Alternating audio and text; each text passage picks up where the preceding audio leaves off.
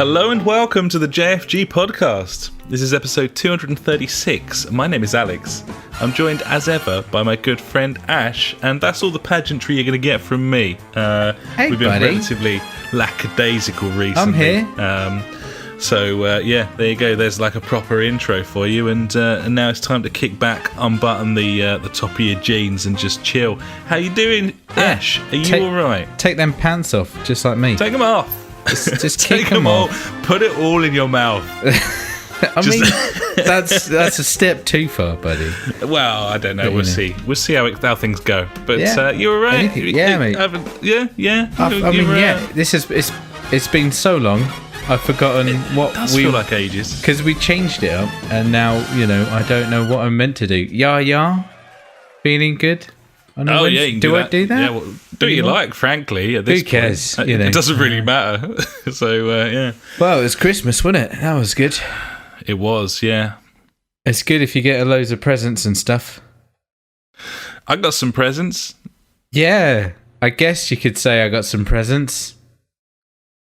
I guess. That's intriguing enough for me to press you further on it, buddy. That's what I wanted. That's exactly what I wanted.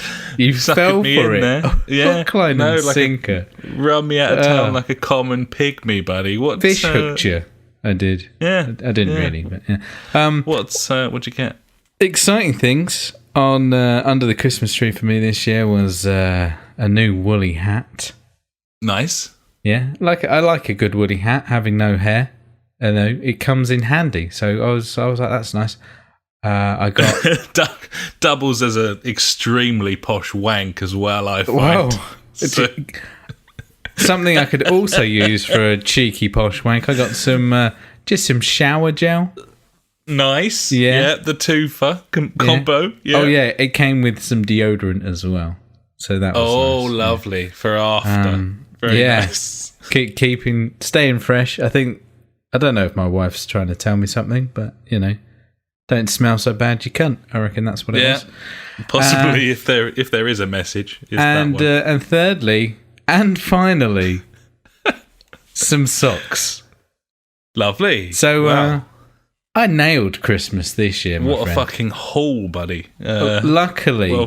Luckily, the parents-in-law got me some new slippers. To be honest, that's the highlight of my Christmas presents, the slippers. Very nice. I'm a big fan of the slippers, as people know. So yeah, I got them. People who know me know that I really do like a good slipper. Slippers and trains, mate, all day. Yeah. Those are your two things, really. If I could get slippers in the shape of trains, I'm sure it's out there.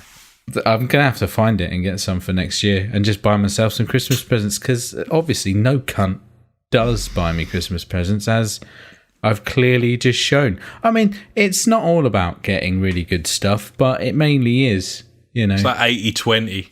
Yeah, I mean, the missus got some nice smelly stuff, and, I got like a £50 voucher from work. So I was like, there you go, love, you can have that.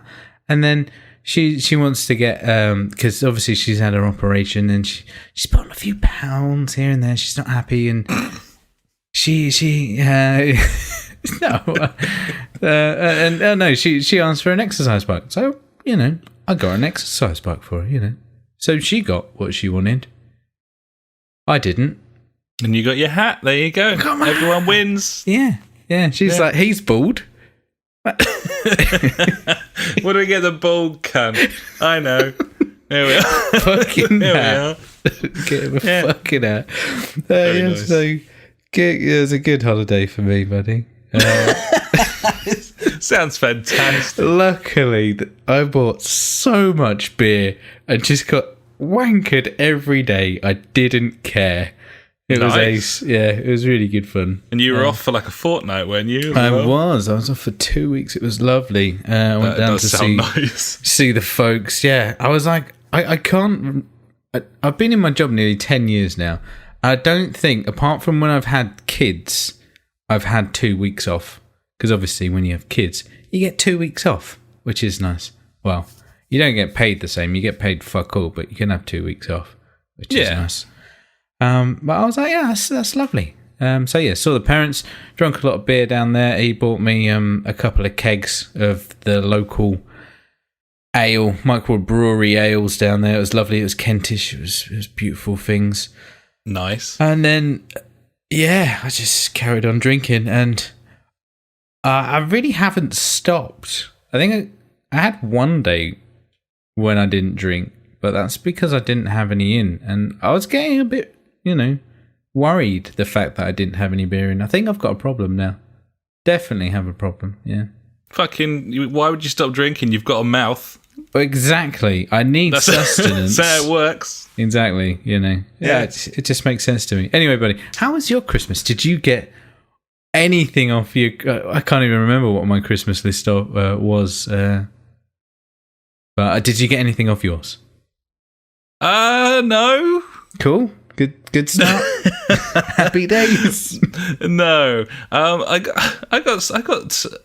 got more presents than I have done for about 15 years. It was a bumper crop. Some of it was good. Some of it was not as good. But it was all presents, and it was all for me, or a joint gift, or so. I think my list. Yeah, nothing off my list. I was just checking, and you didn't either. So there we are. No, I didn't think I did, unless I put socks or slippers on there. Personal highlights, buddy. I got a coffee machine, which is awesome. It's the sort of thing I never would have bought myself. I kind of thought, no, that's stupid. I don't need one of those. And now I have a machine that I use at least twice a day, every single fucking day, and really like it. It's great. So I got that. I got a raclette grill and stone, which... There you go. Sure. I mean, do you need it? Sure. No one needs one, Ash. But that doesn't mean it isn't a nice thing to have. It's true. It's good to own slight things. Issue with storage in a 2-room flat. Raclette grill. These things become difficult to stow. But either way, on the ceiling. Giving that a run out of the weekend. Looking forward to that. Nice. I got a full-size NFL helmet which doubles as a snack bowl. I kind of like that. Okay. There you go. Again, have you put it on your head yet? Easy to store. It fits perfectly on my head. It's a full-size NFL helmet. I was just checking the size of your head, really. It's a full-size NFL helmet. Friend of the podcast, Paul, wore it for most of New Year's Eve. But that it's after having food in it, or no, we didn't.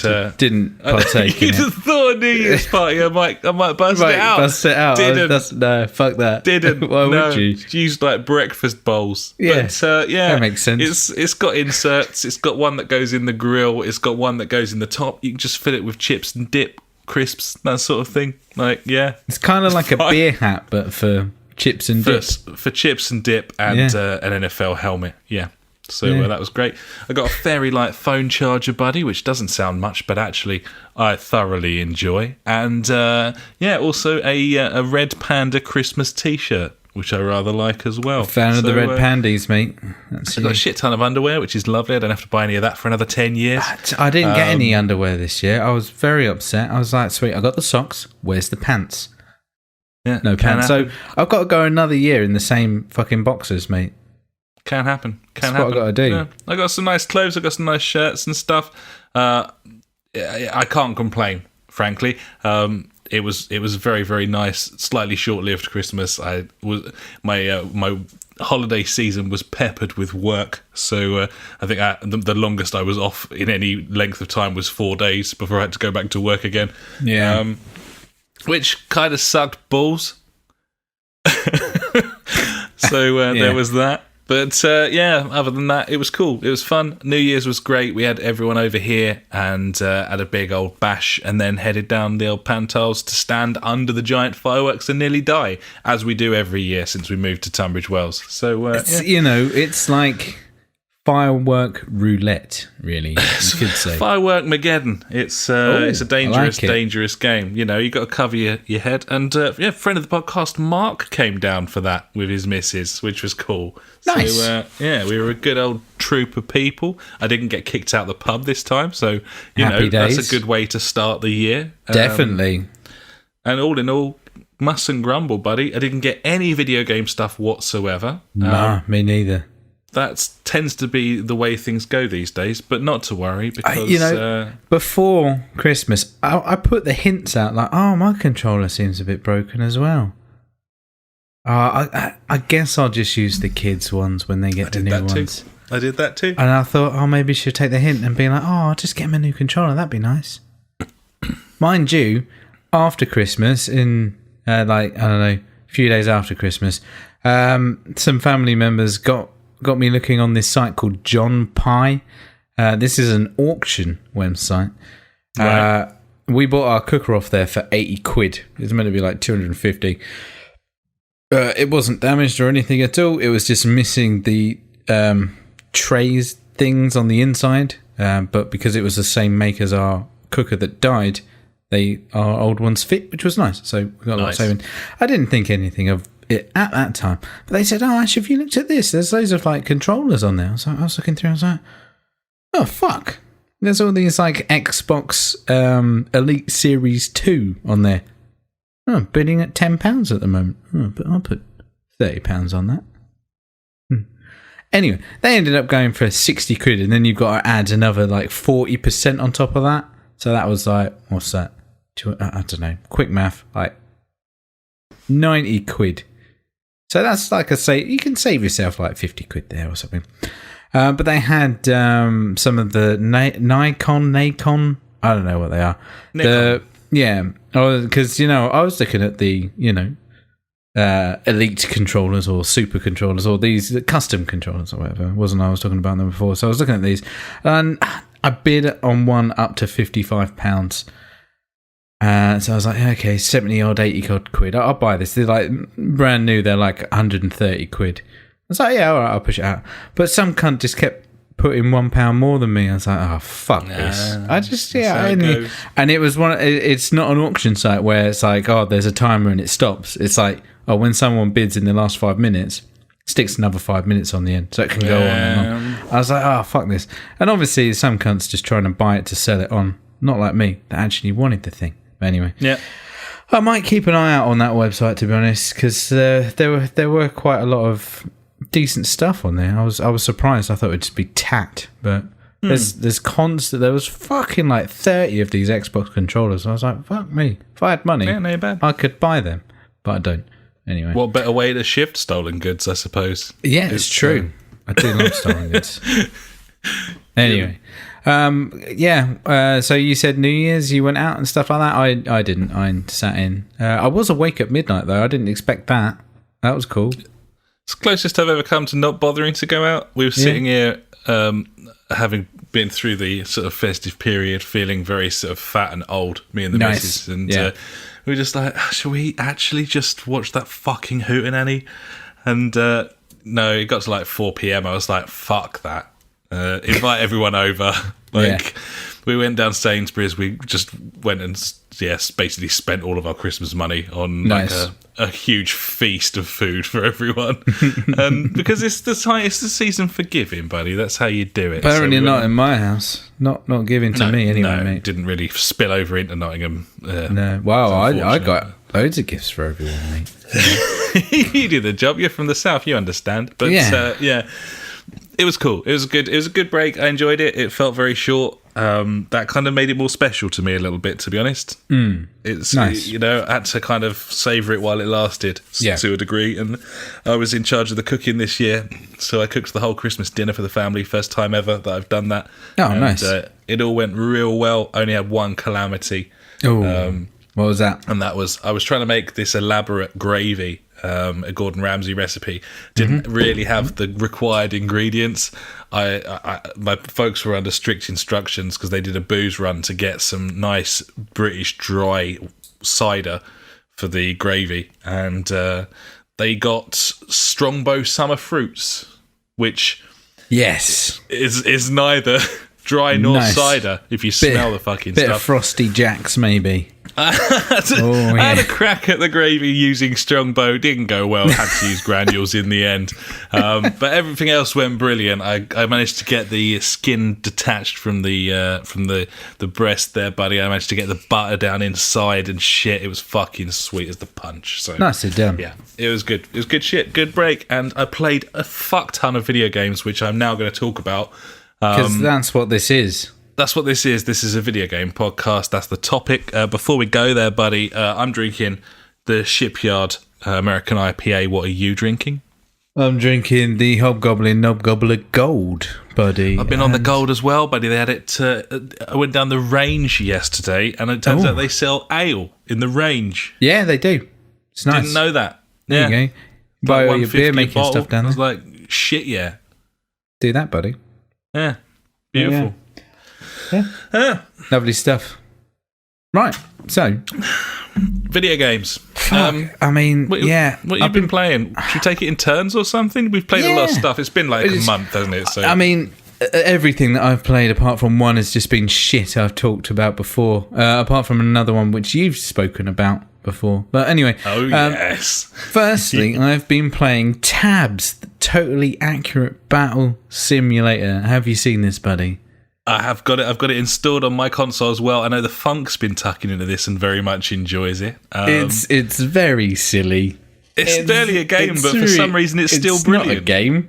But me and my son, we sat here for like a good few hours just playing it, and it's nonsense of a game.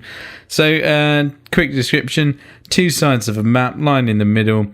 You make an army that you can see their army. You have so many points to spend. You spend them on what you have. During the career mode, it kind of matches you up with the same era in time. But the real fun comes when you kind of just free flow it, and it allows you to pick whatever you want. So my son loved a lot of like the necromancy stuff, or like the ghosts and things like that. So he would always just whap some of them down. He'd be like, "Yeah, have it," and they would just absolutely destroy it. One cool feature though is you can actually take control of one of the characters at a time if you really want to. See, for me, I was like happy just watching and seeing the battle take place. It was fun. The main point of the thing, isn't it? It's a battle simulator. So it's like an RTS, but you build your forces, and then rather than controlling anything or telling anything where to go, you just hit go and see what happens. Let hell loose. And for some reason, that's compelling. I don't know why it is. It's just good to watch. You think, oh yeah, if I do that, and that, and like you do start planning out like what you can do, which is good fun. But at some instances, the AI is really fucking stupid. So if you've got like some sort of cannon or catapult, you want that to stay at the back of the map and just pat people from a distance, whereas the AI likes to kind of just storm it and just go for it. And you're like, not really what I had in mind. We'd take controls of some of the ranged ones every now and again. But yeah, no, my son loved to just like get his necromancer guy and just wreak havoc on people, because they can just like swirl people around in the sky. It was funny as hell to watch. But yeah, great game. Not very compelling, but lots of fun. Yeah, it's just something about it. Yeah. It's great. It's really cool. It is really good. Definitely worth. Obviously, that's on Game Pass. So if you've got Game Pass, it's on PC and Xbox One. So yeah, give it a whirl. Worth noting, it's one of these sort of few games that Microsoft have kind of commissioned to be in sort of alpha or on the console. It's not something they do that regularly, but it is kind of listed as a preview, and it's essentially a pre-release version that you can play on there. As such, you've got your career mode, you've got sort of basic multiplayer, but not an online one. But when that game's fully completed, then it'll have fully online battles. There's talk of 4-way battles and stuff as well on there, and cheeky 4-way, I think it's going to be pretty good. Yeah, it's cool. Yeah, Gibbons, buddy. So do you want to take one from yours? Yeah, sure thing. Nothing much to say about it, but Half-Life 2 I completed for the umpteenth time. That was the one that I picked up on the old Xbox 360 marketplace online. Without really knowing whether that would work, and it did. Let me download it to the console. So, I've just finished that off. That game is wonderful. I absolutely love that game. It's awesome. Port-wise, it's not the greatest port in terms of the controls and stuff. I think they could have done a much better job of porting that across. And I don't know if the backwards compatible emulation is affecting it in some way, but I don't remember it being quite as just a little bit woolly. But then I may be misremembering things, because I think, over the last 10, 15 years, first-person games, they've just tightened up so much with the controls that... True, there is that. They were woolly back in the day, and it was all about mastering them. But, it's fucking fantastic. Finished it off. I'm now about halfway through episode 1, and, looking forward to going through that in episode 2 as well.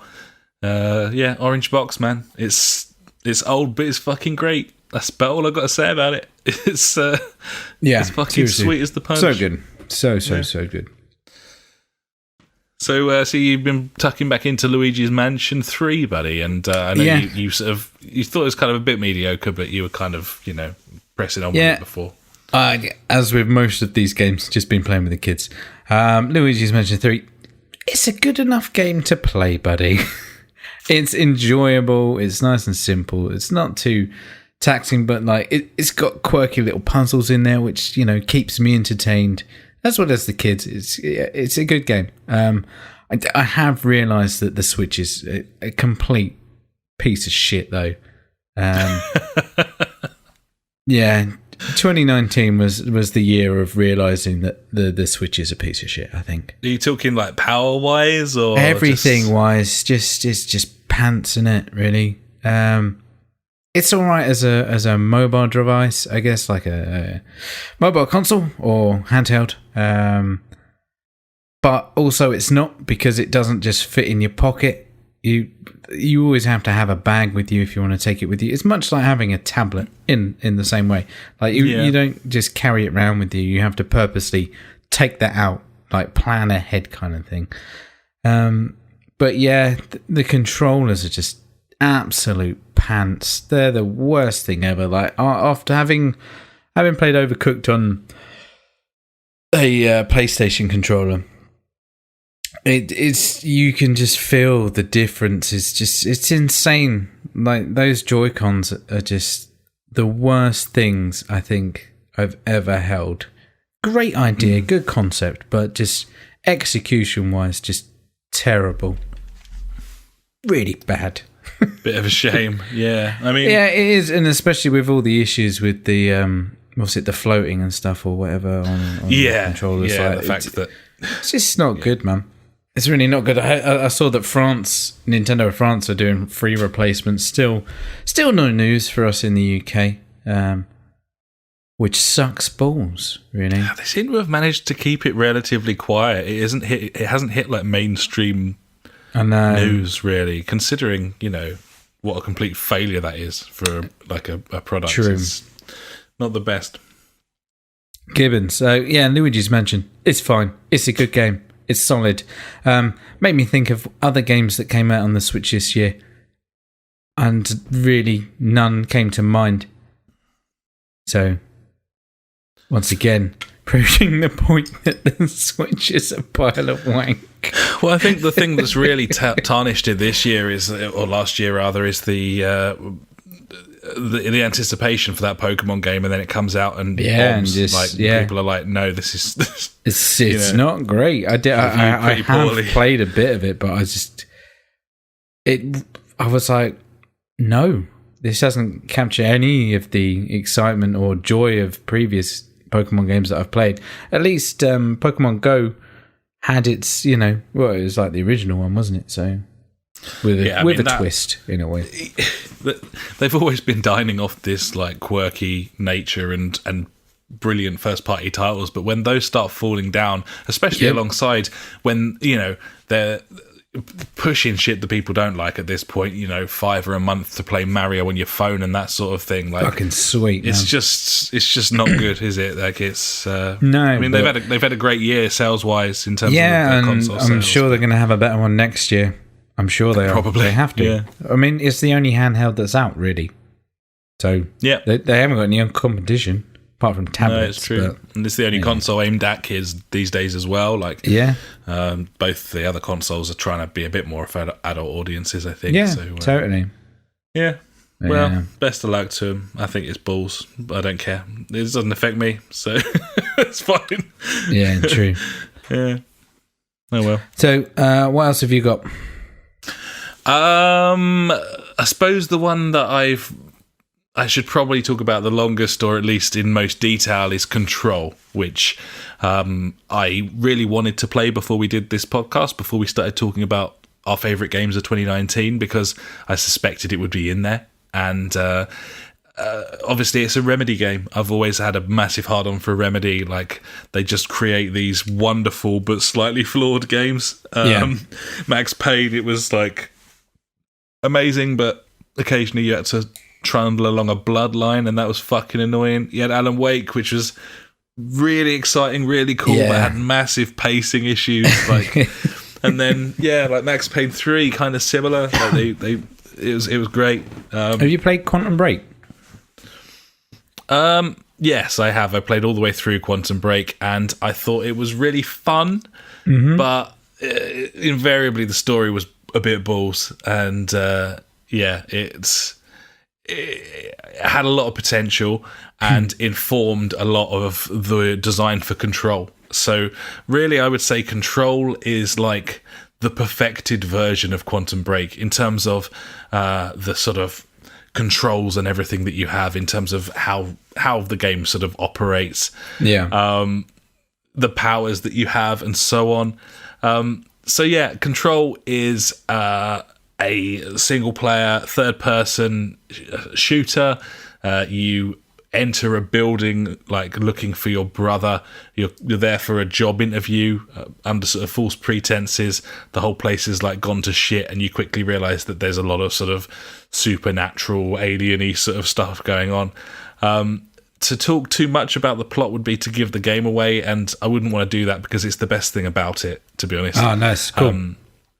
But the most important thing is the idea is that you're in this huge building, which is like a sort of FBI MI6-y sort of Men in Black-esque kind of thing, and as such it's a labyrinth, and that's the whole point of it. The building itself is almost as much of a character in the game as any of the sort of non-player characters are.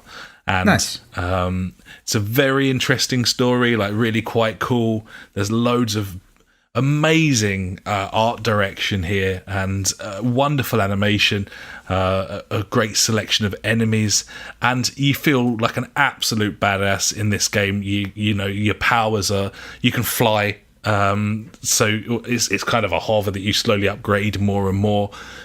You can pick up all objects like force powers stuff and chuck them at people, and it feels fantastic to play. It looks great. It's well voiced. The script is good. The music's great. There's not enough of it, but you find stereos along the way, and that kind of does the job. There's so many wonderful ideas in this game, switching between different dimensions using a pool light, like a bathroom light. Trying to find your way out of a sort of ephemeral limbo-esque motel by each time you ding the bell, like different doors open, and you've got to kind of work out what you're going to do in each room to progress and eventually get the final door open where you can get a key and leave. It's eerie and sinister and atmospheric and quite frightening in places. It's a fucking wonderful game. However, there are massive problems with it. One of them is performance, which it got an absolute kicking for when it first launched. It's been patched heavily since then. I've no doubt that it'll run fine on the Pro and on the X. But speaking as a base console peasant, I can tell you right now that The PS4, this thing fucking chugs on a regular basis, and if it chugs on the PS4, you can imagine how it runs on my little shit heap. Like, it's not good cotton. So that's a major issue. And to be honest, it's not the sort of thing that I care about as much as I used to. Yeah. And I obviously will mark a game down for that, because that's bad form. Yeah, but at the same time, that's not a deal breaker for me. I can live with it. And if that was the only problem with the game, then I would really sweep that under the carpet. But there's other issues, and the biggest issue that I found playing through it, other than the fact that the ending was abrupt and annoying, is the map and navigating it. So obviously this is a labyrinth, and they clearly wanted it to be confusing. And I suspect that it's quite a difficult tightrope to walk when you're trying to make something a little bit kind of disorienting and confusing, to not fall off that tightrope into really fucking annoying. And unfortunately, in my eyes, that's exactly what's happened. The number of times I spent upwards of 25 minutes trying to find where to start a quest, because I can't read the overworld map. I can't get... There's a room, and I seem to be in it, but no, I'm above it. It's a level below me, and there's nothing obvious that suggests how to get to that place. You can't turn on any sort of waypoint, which I haven't got a major issue with. I don't really like that in games anyway. I know. It's all you focus on, but at the same time, you throw me a fucking bone. It was oppressively, annoyingly difficult to navigate, and it's a major problem. Like, thinking about it now, it's such a shame, because it had everything going for it. I really did enjoy it a great deal. One of the best games I've played in ages, but just major problems with performance, and as I say, the biggest problem, just navigating the thing. Like, there was one mission. It genuinely took me 45 minutes of just sort of ambling around the game world, trying to find, like, is there a door I haven't seen? How do I fucking get down there? And it's just and that I wasn't even like doing I didn't even have any sort of quest at that point. I was trying to find one. It's really good. I really like it, but it's just a big shame. Couple of issues. Yeah, highly recommend it. But perhaps if you get to the stage where you don't know where the fuck you're going, just pop YouTube open rather than trying to work it out for yourself, because no one will blame you for giving up and trying, and you're not even doing a mission at the time. So So I'm planning on doing a playthrough of that in the next couple of weeks. So hopefully, I mean, you've pretty much nailed everything there. I'll just be like, what he said. It's real nice. Like, the combat is excellent.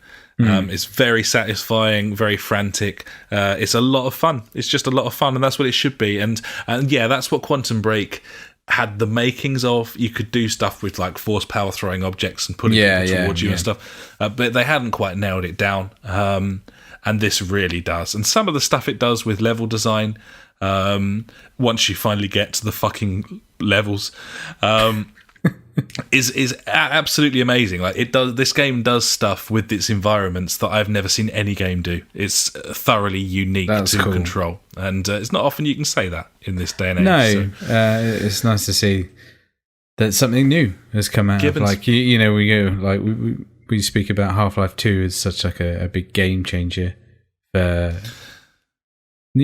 gaming in general. But it's nice to see things push boundaries that haven't been done before.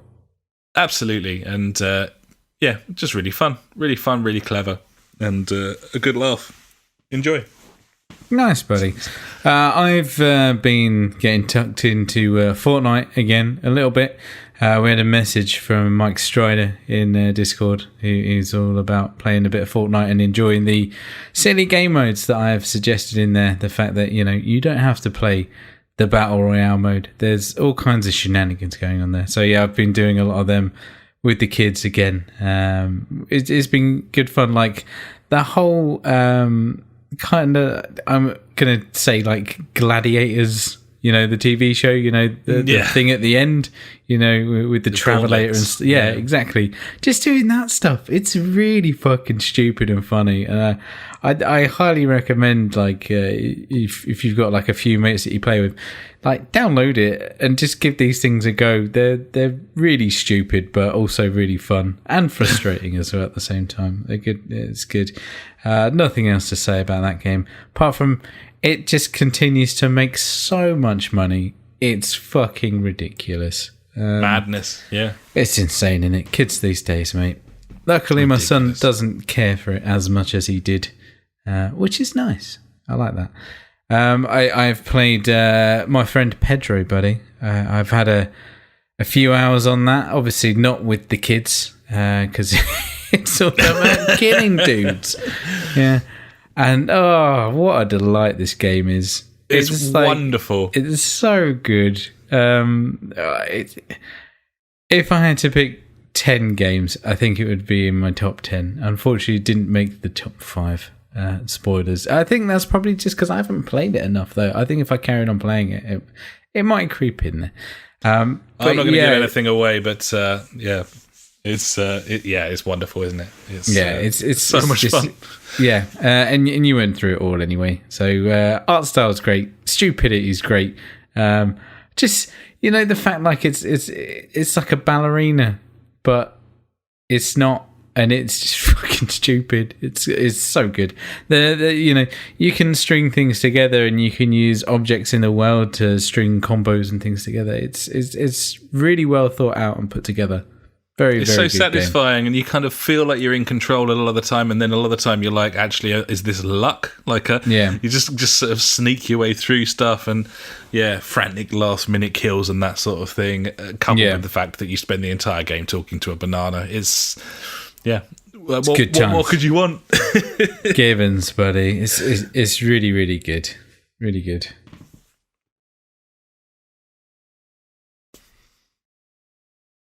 Oh, God, I need more beer. All right, what else? You've got loads more to go through. You take the rings for a while, because I'm pretty much done. Roger Dodger. Remnant from the Ashes is something that I've been playing. And it's not on PC on Game Pass. No, which sucks balls. I've not played a great deal of this. I've been kind of tucking into a selection of co-op games with a friend of the podcast, Funk, because he picked up a little shit heap of his own over the Christmas period. He's got his own shit heap. Lucky guy. £150 for those right now. And Three games. Yeah, 3 games. 3 games worth of console for Game Pass for £1 for 3 months. Mm-hmm. You know, and 130 games to play. So, Remnant from the Ashes. It is. It's hard not to describe it the way that the sort of the laziest way to describe it, which is this is a co-op version of Dark Souls crossed with like Destiny's Strikes, I suppose, in terms of like it's got a bit of looter shooter about it, but predominantly it's rock hard in a sort of Dark Souls-esque sort of way, and it's co-op with up to 3 players. So the world feels very bleak. It's post-apocalyptic, but you've got a lot of weird like monsters and stuff populating the environments. This has got save point bonfires in it. And then you go on a run through the level, and if you die before you get to the next save game bonfire, you have to do that entire bit again. So it's very unforgiving in that respect. At first, it felt like oppressively difficult to us, but we played it for a couple of hours, and by the end of it, we were feeling like relatively powerful, like relatively proficient. If we were, you know, not stupid, like running, gunning. It's quite tactical, I think, in that respect. There's a lot of different enemy types. There's a lot of bullshit here. There's like a hub area that you can go back to do all your upgrades and everything. Standard. I love a good hub. Yeah, it's incredibly important to me that I, rather than being able to do anything just in a menu, I have to menu. No. I have to load back to a hub world, buddy. Like Xbox One S loading times are abysmal. Going back to put a fucking bolt onto my shotgun or whatever, it's fucking stupid. That's what you want in games, mate. It's pretty annoying. It controls really nicely, though. It's kind of got a bit of gears in the way that it controls. Shit then. And it's to a degree. It's a cool game. I like it. I like the difficulty level. It's one of those games that because it's so hard, but you're playing with friends, it feels very satisfying when you achieve things. You've got a mutual sort of it's just camaraderie going on there because of the difficulty spikes and that. The story seems balls and relatively interesting. But in the grand scheme of things, if someone said to you, I now present you with 100 compact rock hard levels you can play with friends, I'll take a slice of that. Mixture of hack and slash and mid-range shooter that controls reasonably well, then you'd be well. That sounds right up my street, mate. Yeah, so I think you would like this. It's cool. It's decent. I'll see if it's got crossplay or anything. And maybe I'll just fucking pick it up. Yeah, I'll give it a Google. It's worth a look. You talk about your next game, buddy. Westerado, buddy. I've been playing Westerado. This game's excellent. It's Hello. Yeah, it's like an old school 2D like Pokemon RPG-esque sort of thing. In like old Zelda or something. It's all sort of it's kind of ghetto. It's really sort of faux ancient. So there's a lot of stuff that made me laugh immediately in this game. A lot of exposition that's kind of fourth wall breaking. A lot of all of your dialogue options are written in cowboy style. So instead of I, it's always R, like AH. Yeah. And you just you read it to yourself in your head and immediately I just was laughing at it. It was really funny. The stuff like, you need to go to bed now. So you go up to the bed and you're just a 2D sprite standing in a bed. You just sort of clip through it and then it fades out and comes back and it's like the morning and the music changes. There's no animations there whatsoever.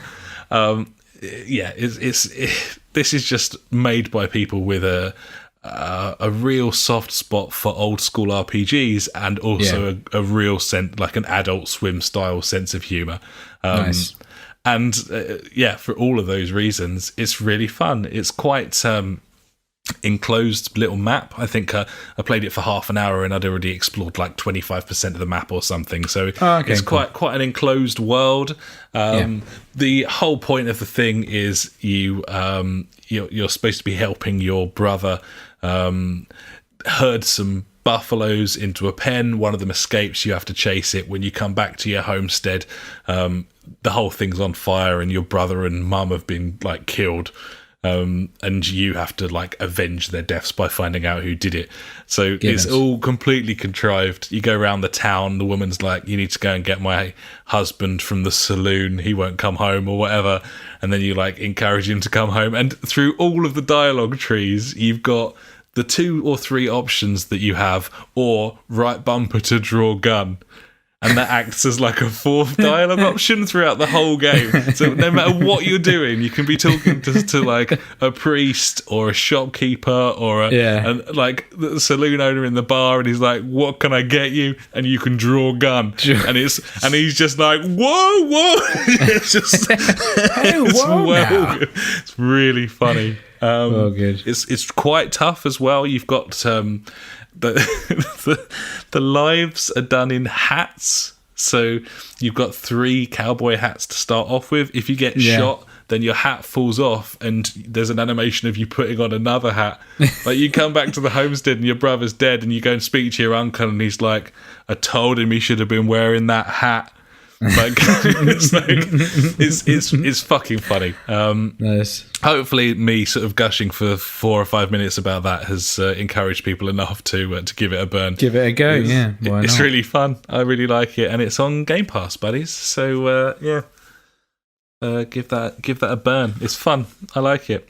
It's cool. That's Westerado.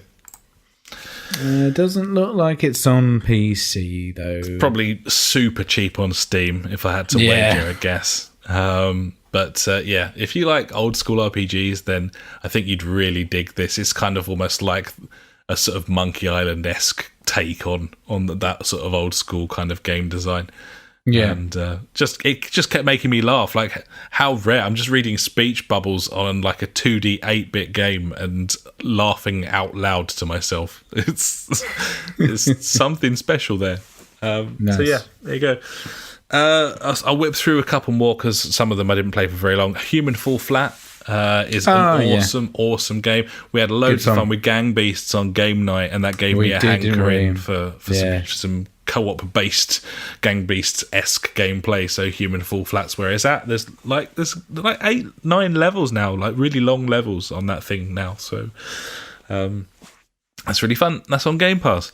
Also on Game Pass, Goner Blueberry Edition. This is a rock hard Super Meat Boy-esque 2D platformer.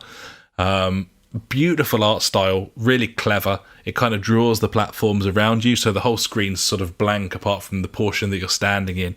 So to make it extra specially difficult, you as you move, it kind of draws things in and draws enemies in and so on. Cracking design here, really interesting, like reload mechanics and just really cool game. I'm hoping that I've been looking for some time for something to satisfy my 2D platforming hunger, buddy, after Celeste, and I'm hoping that Goner is the antidote for it all. It's really good. I like it. Nice. It's on Game Pass. Halo. I've been playing some Halo. I played some Halo 5. Halo 5's shit. I don't think I played Halo 5. It's just shit. Cool. It's just shit. It's not like Destiny then, yeah? I don't like it. Boring. It's fucking boring. Halo 5 is fucking boring. In what sense? Like it just feels like gameplay. Nothing. The gameplay's dull. The dialogue is like po-faced. It's got no sense of humour. Yeah. Like it takes itself seriously and it can't because it's fucking ridiculous. Like the guns are annoying, I find, and why am I always out of ammo? Like all the time, I have to find guns on the battlefield all the time. I'm sick of it. Yeah. Like I'm not a bad shot. In a game. It's on normal. I'm not struggling, but I'm constantly fucking spent of ammo. Like that's not fun. I don't want to do that. So in response to that, I fired up Halo 4, which is the only other Halo game I think I had never played. How did that compare? It's much better than Halo 5, but still not that great. It's all right. I mean, that was the first. Was that the first non-Bungie one? Halo 4. Yeah, I think so. Yeah, so I guess they're still dining off of Bungie's good design to some degree. You can't trust 343, man. You can't. No. Yeah, again, I think I might have just grown out of Halo, to be honest. I don't find but there has been a lot of them. Well, yeah. I mean, the same goes for Gears. I'm just sick of all of them, and I don't find them at all interesting anymore. And it used to be the case that they were just really fun to play through, but they're not the best shooters anymore. No, and so you know, if you got no like story, it doesn't feel brilliant to play. There's just no reason to play it. So totally. I fired up Reach shortly afterwards, and much better game. So yeah, I'll probably end up going through that now. Nice. Outer Wilds. The Outer Wilds. It's been getting Game of the Year on multiple websites. I can't understand why.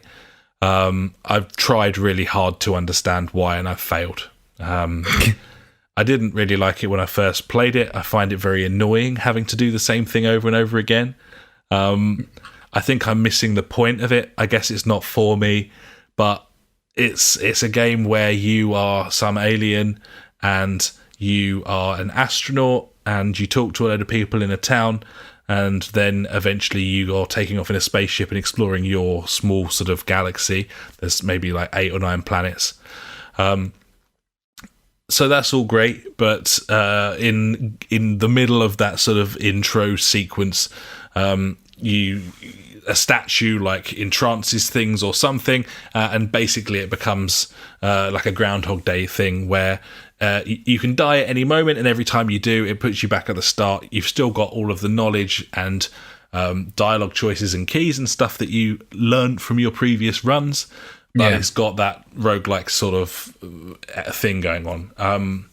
It looks really nice. It's beautifully made, but I just can't get into it. I've tried really hard. I deleted it initially. I've reinstalled it since, and I've probably put 4 hours into it now, and I'm now very, very confident that not only it's not for you. It's not for me at all, and I don't understand why it's getting so much praise. It doesn't annoy me. It's just one of those things, but I don't get it. I don't get it, frankly.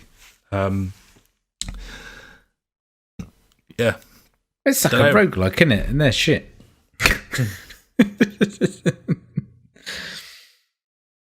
It's got a lot of charm, but I can't really fathom it. I just find it kind of frustrating.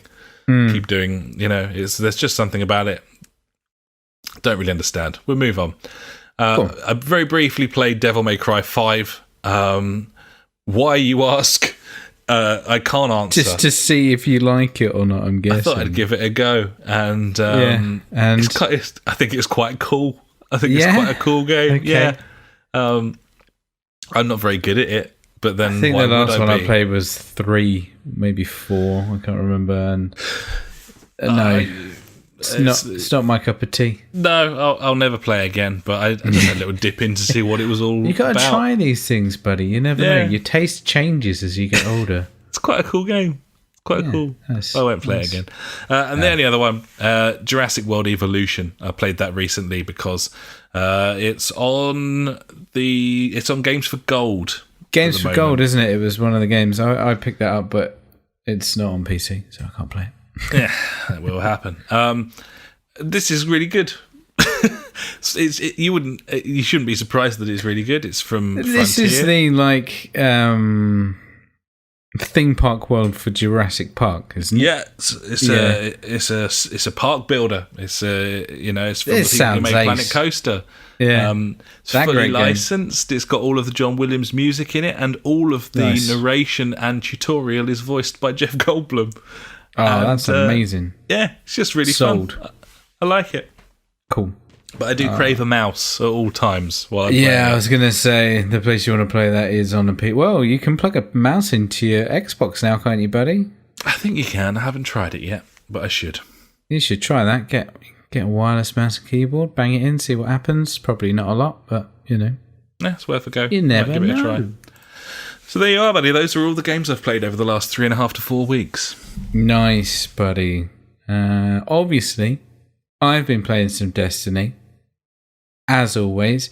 And just a little thing saying that we've been doing the raids. We went through Leviathan, which is the raid that I did like 2 years ago, but a few of these guys didn't do it. And I was thinking, all right, this is going to take us a few weeks to go through. It took us 4 hours. We did it. I was like, fuck me, that was incredible. I thought it was going to take forever, but no, we managed to get through it. And last night we managed to get through Garden of Salvation, which is the latest one. Normally it's taken us like a couple of days to get through it because the boss is just an absolute cunt. Everything goes wrong all the time, but we managed to smash it out in an hour, the whole thing in 1 hour, and it was fucking awesome. I'm really enjoying Destiny at the moment. Yeah, I know. I don't care. I do. I don't know why. I'm chasing everything down. I'm doing all the stupid quests. I'm playing loads of PvP now.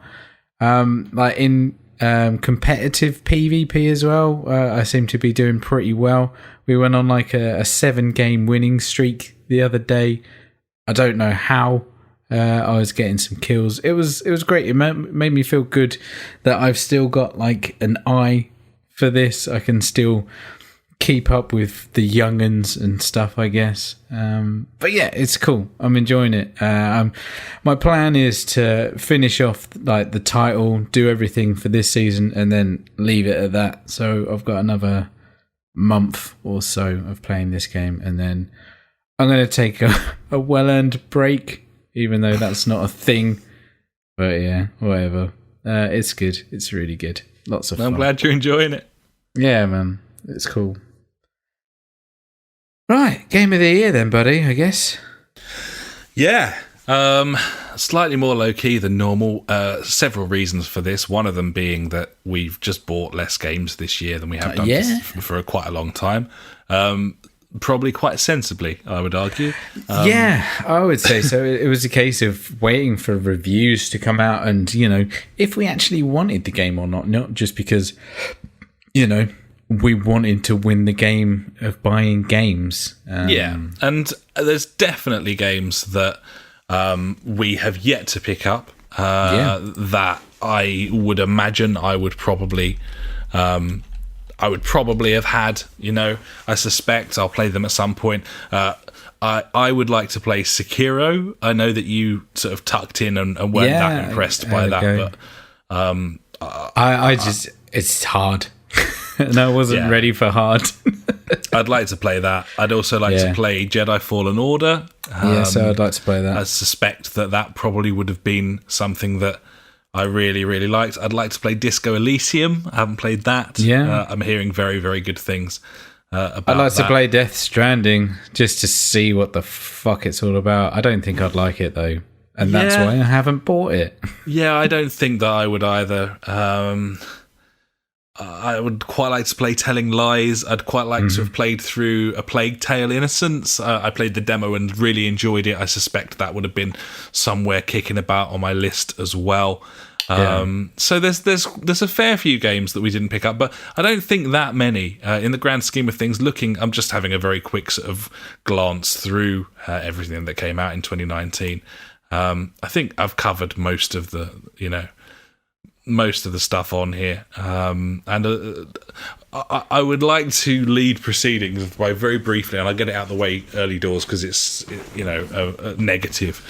I personally think, from everything that came out, whether I played it or not, that 2019 was a fucking disappointment for video games. And if you compare it to previous years where we've had, we've struggled to get games into our top 5, top 10. This where, not struggled, struggled to fit them in because there's been so many good games. This year, I got to 2, and I was like, oh, what else should I put in here? Oh, yeah. Yeah. And our tastes and us, what we play has changed.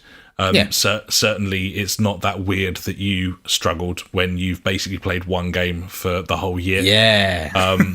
But I've played loads of games. My final count of games that I played this year that came out that I played in 2019 that came out in 2019 was mainly courtesy of Game Pass was 39. I played 39 games. Damn. I think I was at 25 or something like that. And I still struggled to put a top 5 together because a lot of games that I played this year, I went through looking at all the games I did go through were games that came out last year though, like Sea of Thieves. I played that for a hell of a long time, but that's a 2018 game kind of thing. Most of the best stuff I've played on Game Pass is older games as well. Yeah. But I just think if you look at the AAA games of 2019, certainly there's just nothing there. So many disappointments. Metro Exodus was a baffling disappointment to me. Borderlands 3, who cares? I've got it. I haven't played it, and I will, but that would have probably been in my list, I reckon, Borderlands 3, but Ubisoft's entire output for 2019 was a complete waste of time. That should be in who there. gives a fuck about Breakpoint or any of there was a distinct lack of exciting new games coming out because of the whole games as a service thing. Games basically being fucking hammered into the ground more. Look at the new content to consume. Fuck that. It makes for a shit year in video games, and that's exactly what we got. Now, a lot of people would argue that, the strength to strength progression of stuff like Fortnite, Apex Legends coming out, like a lot of people probably would have had that up there. But for me, like in a year where I'm struggling to keep football and racing games out of my top 5, a year where people are talking about Call of Duty as a possible Game of the Year contender, mate, that's a bad game. It's a bad year for games. Game though, it is what it is. Having said that, I'm very pleased with my top 5. I've got a diverse collection of games here, and mine's not. And yeah, I suppose I'll kick things off, shall I? Buddy? Yeah, just crack on, buddy. Go for it. My top 5. Number 5 is The Outer Worlds, not to be confused with Outer Wilds. Yeah. The Outer Worlds, Obsidian RPG, a la sort of Fallout mold. I thought it was a really good game, a really cleverly built game.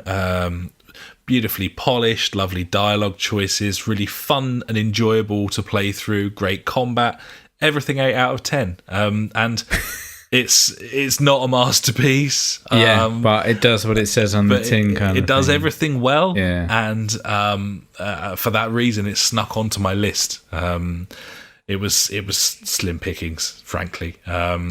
And I think any of the last 5 years, this thing doesn't get anywhere near my top 5 or top 10. In 2019, that's where we are. So that's what it is. 5. Outer Worlds. My number 4 is. I was going to say, do you want me to do my number 5? Oh no, go for it. Yeah, should we do that? 5. Okay, my number 5 is Wreckfest, buddy. Yeah.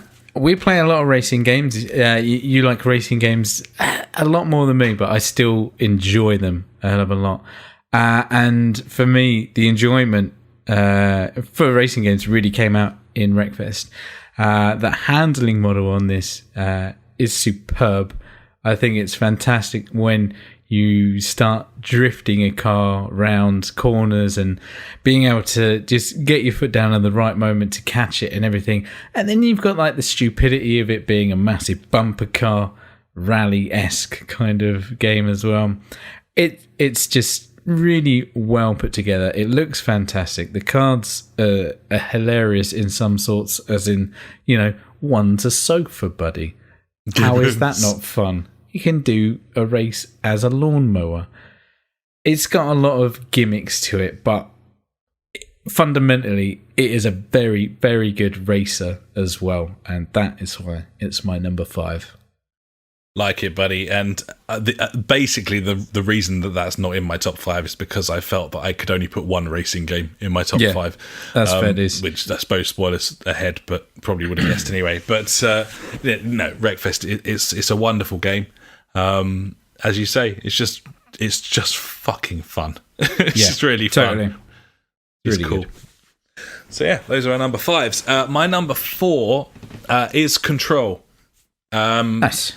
I have already gone through everything that needs to be said about it, but yeah, it's a fantastic but flawed third-person extravaganza, and I really enjoyed it. It was nailed on for my top 5 list, and it's a cracking game, and I hope you really enjoy playing through it as well, buddy, when you pick it up shortly. Obviously, having not played it, it doesn't feature in my top 5, but I believe it would do. It's like Hitman 2 kind of thing, where we played it in January of this year when it actually came out the year before. So it wasn't in my top 10, but probably should have been, kind of thing. Yeah. Number 4. Now, even though we said that it's a pile of wank, which in some ways it is, Gears 5 is my number 4, buddy, on this.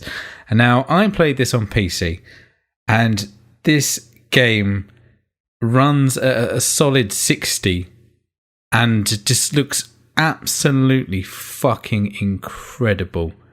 I haven't seen a game. No, that's a lie. I have seen games, but run so smoothly and look so good, I would say. And having, I started off playing with a controller, and it is, this game should not be played with a controller. Switching to mouse and keyboard, it was just like, this game it's a completely different game. The movement, the aiming down sights and looking around and everything, whatever that technical term's called. It's just a million times better. It changes the game completely. Yeah, it's Gears again. It's still got like the stupidly over the top acting and everything with inside it.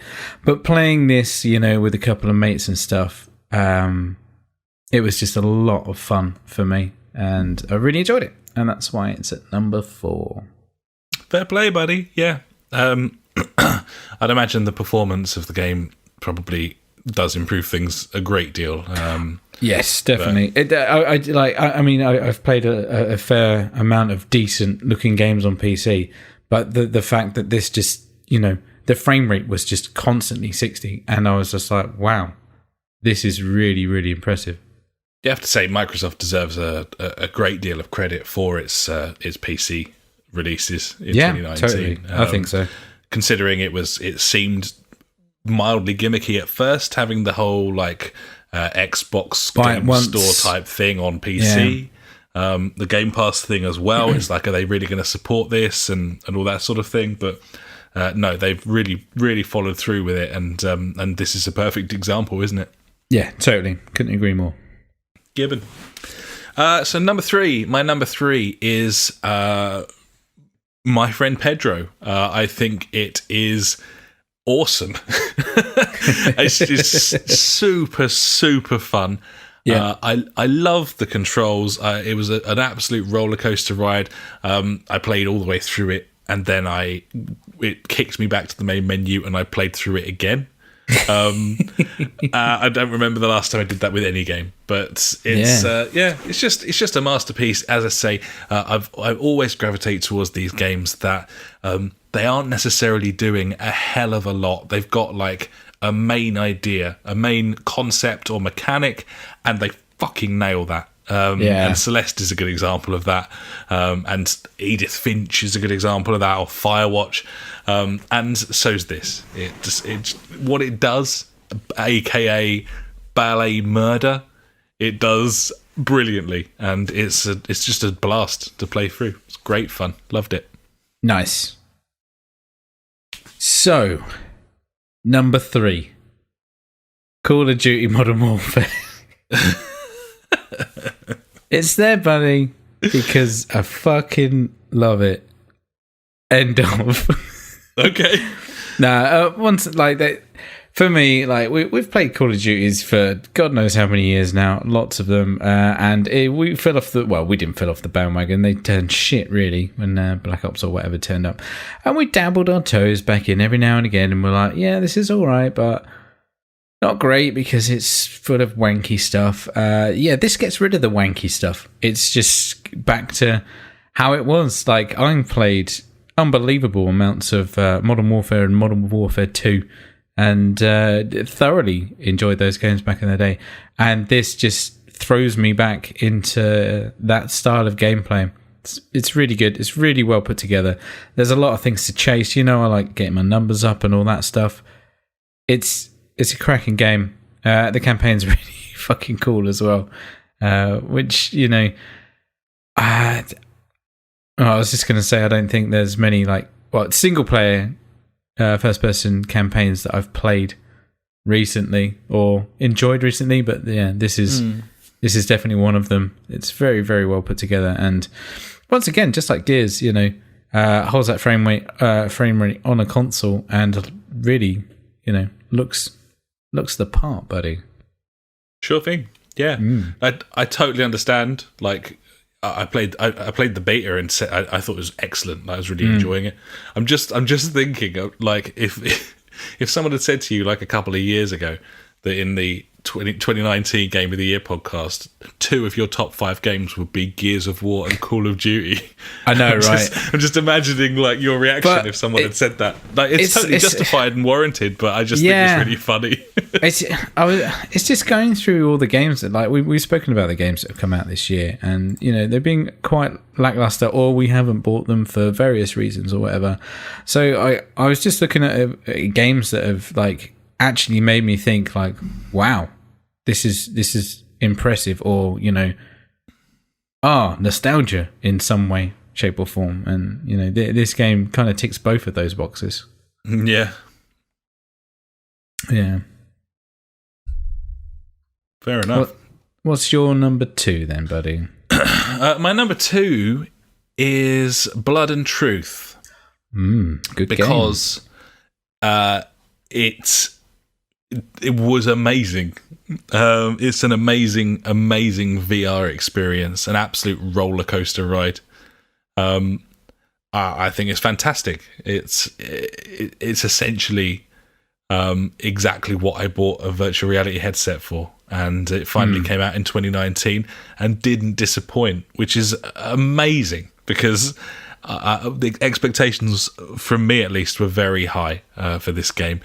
It's an absolute like awesome time. I really enjoyed it. It's fantastic. I don't know what else to say about it. It's just great. Yeah, I agree. Let's move on. Let's move on to your number 2, buddy. What's your number 2?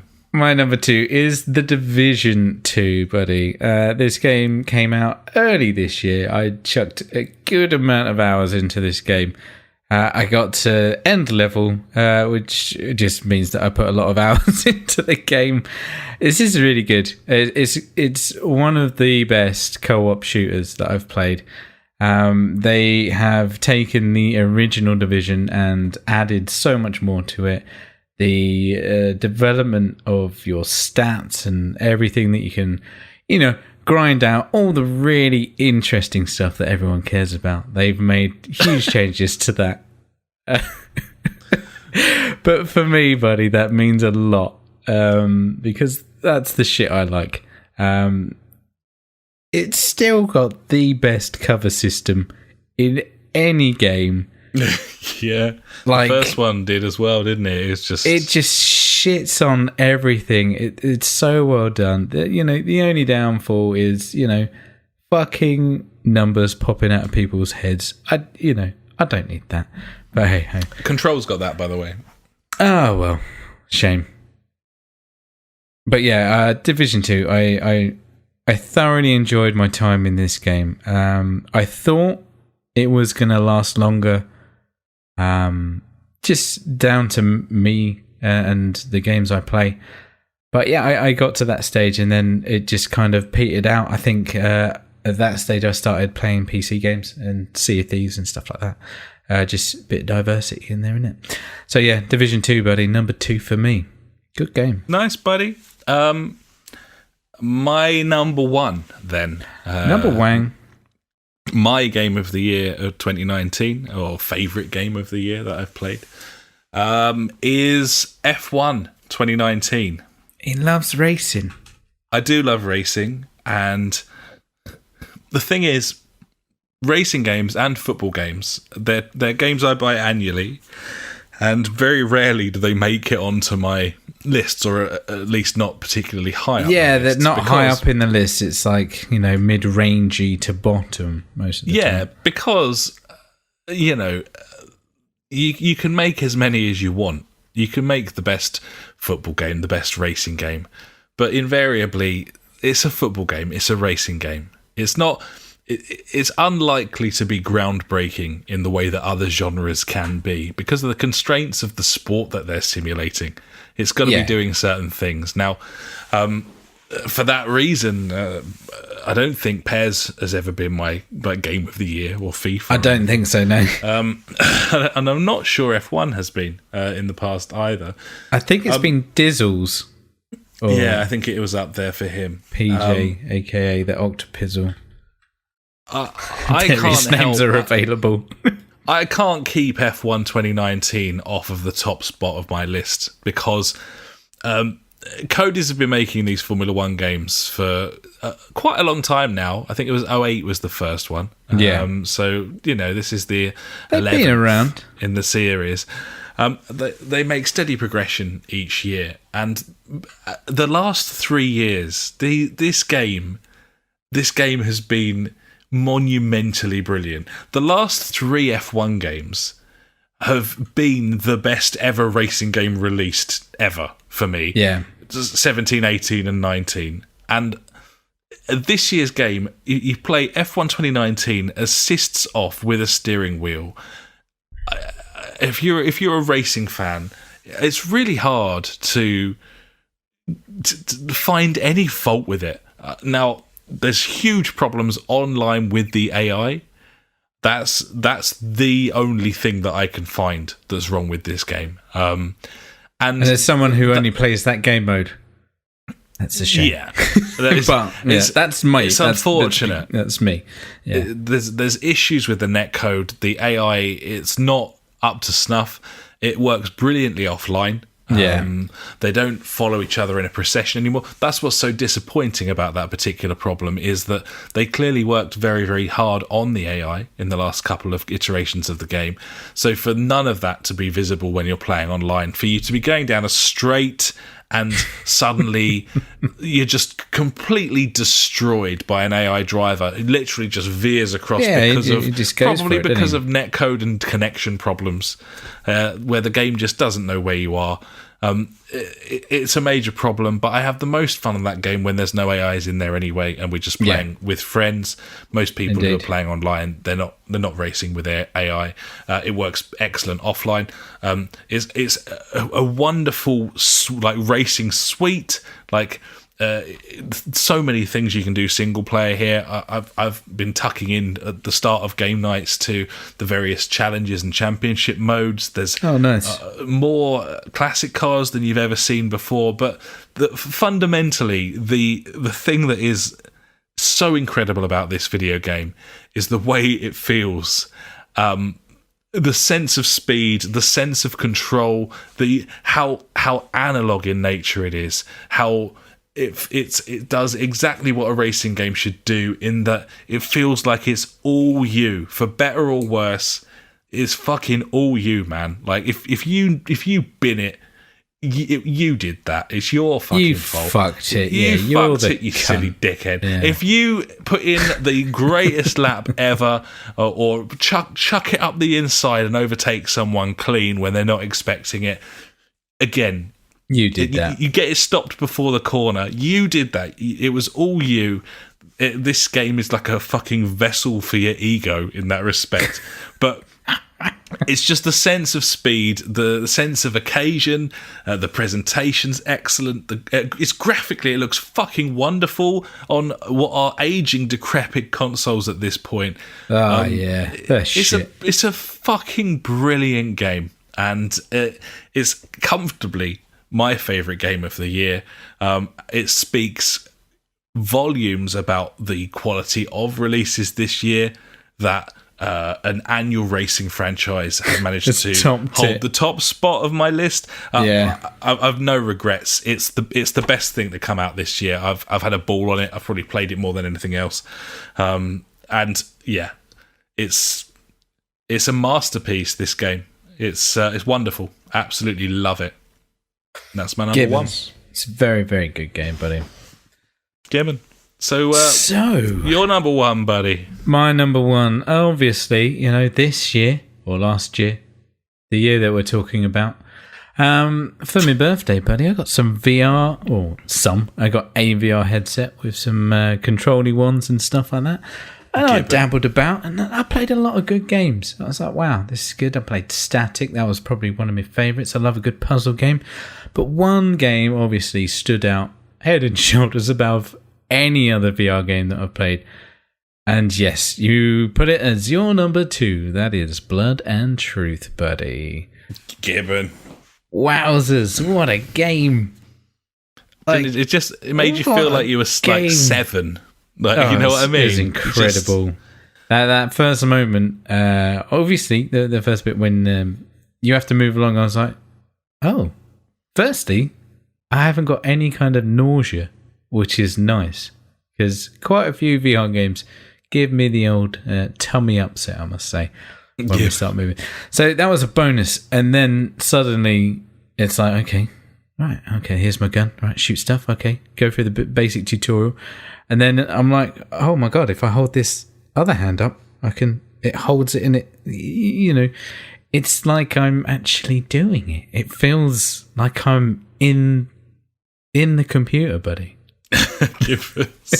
No, and it's an incredibly good game. It's very well put together. A great storyline. Really fucking stupid, but over the top to the point where I was like, yes, I am totally on board with this. Visually, cracking acting. Yeah, really, the acting. A great villain as well. Like he's a proper dickhead. But yeah, totally. It's got like so many silly moments and little things that you can do, which are fantastic little touches to this could just be like your basic like on a rail kind of shooter. It doesn't have to be anything special, but it's all the little touches that they put in there. Like when you're in the car, fuck about with everything. It's great.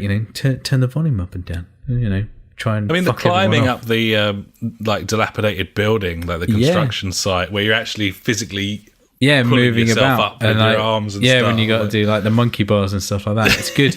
It's even like the cover system works pretty well. Like going from cover to cover. Like that's one thing that I didn't think was gonna be decent, but it's a case of all right, I need to go over there. Let's go over there, and you're in cover. Oh shit, there's a grenade. I can either try and pick that up and throw it back, or try and dodge it and move out of the way, kind of thing.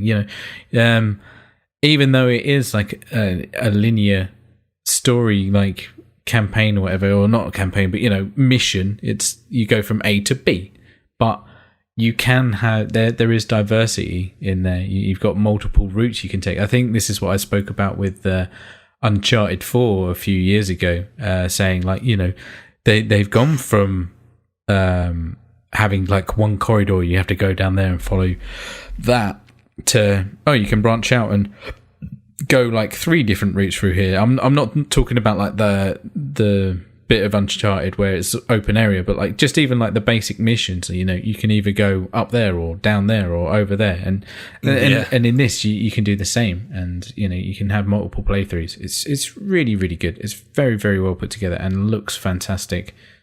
It's my game of the year just because of I think VR is really pushing forward now. And this is one of the games that has pushed it further in that way, shape, or form.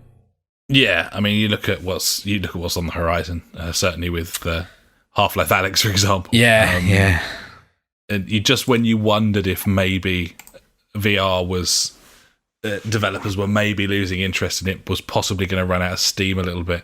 Yeah. Then along comes Steam. And yeah, I mean that cements things. That's what you needed. You needed the most famous game developer of all time with the most famous franchise of all time to announce that they were making a VR game, and there you go. That's all she wrote. Happy days. Yeah. And I think whatever Steam's game on. thing is, it's all sold out or whatever. Is it Links or I can't remember what it is. But yeah.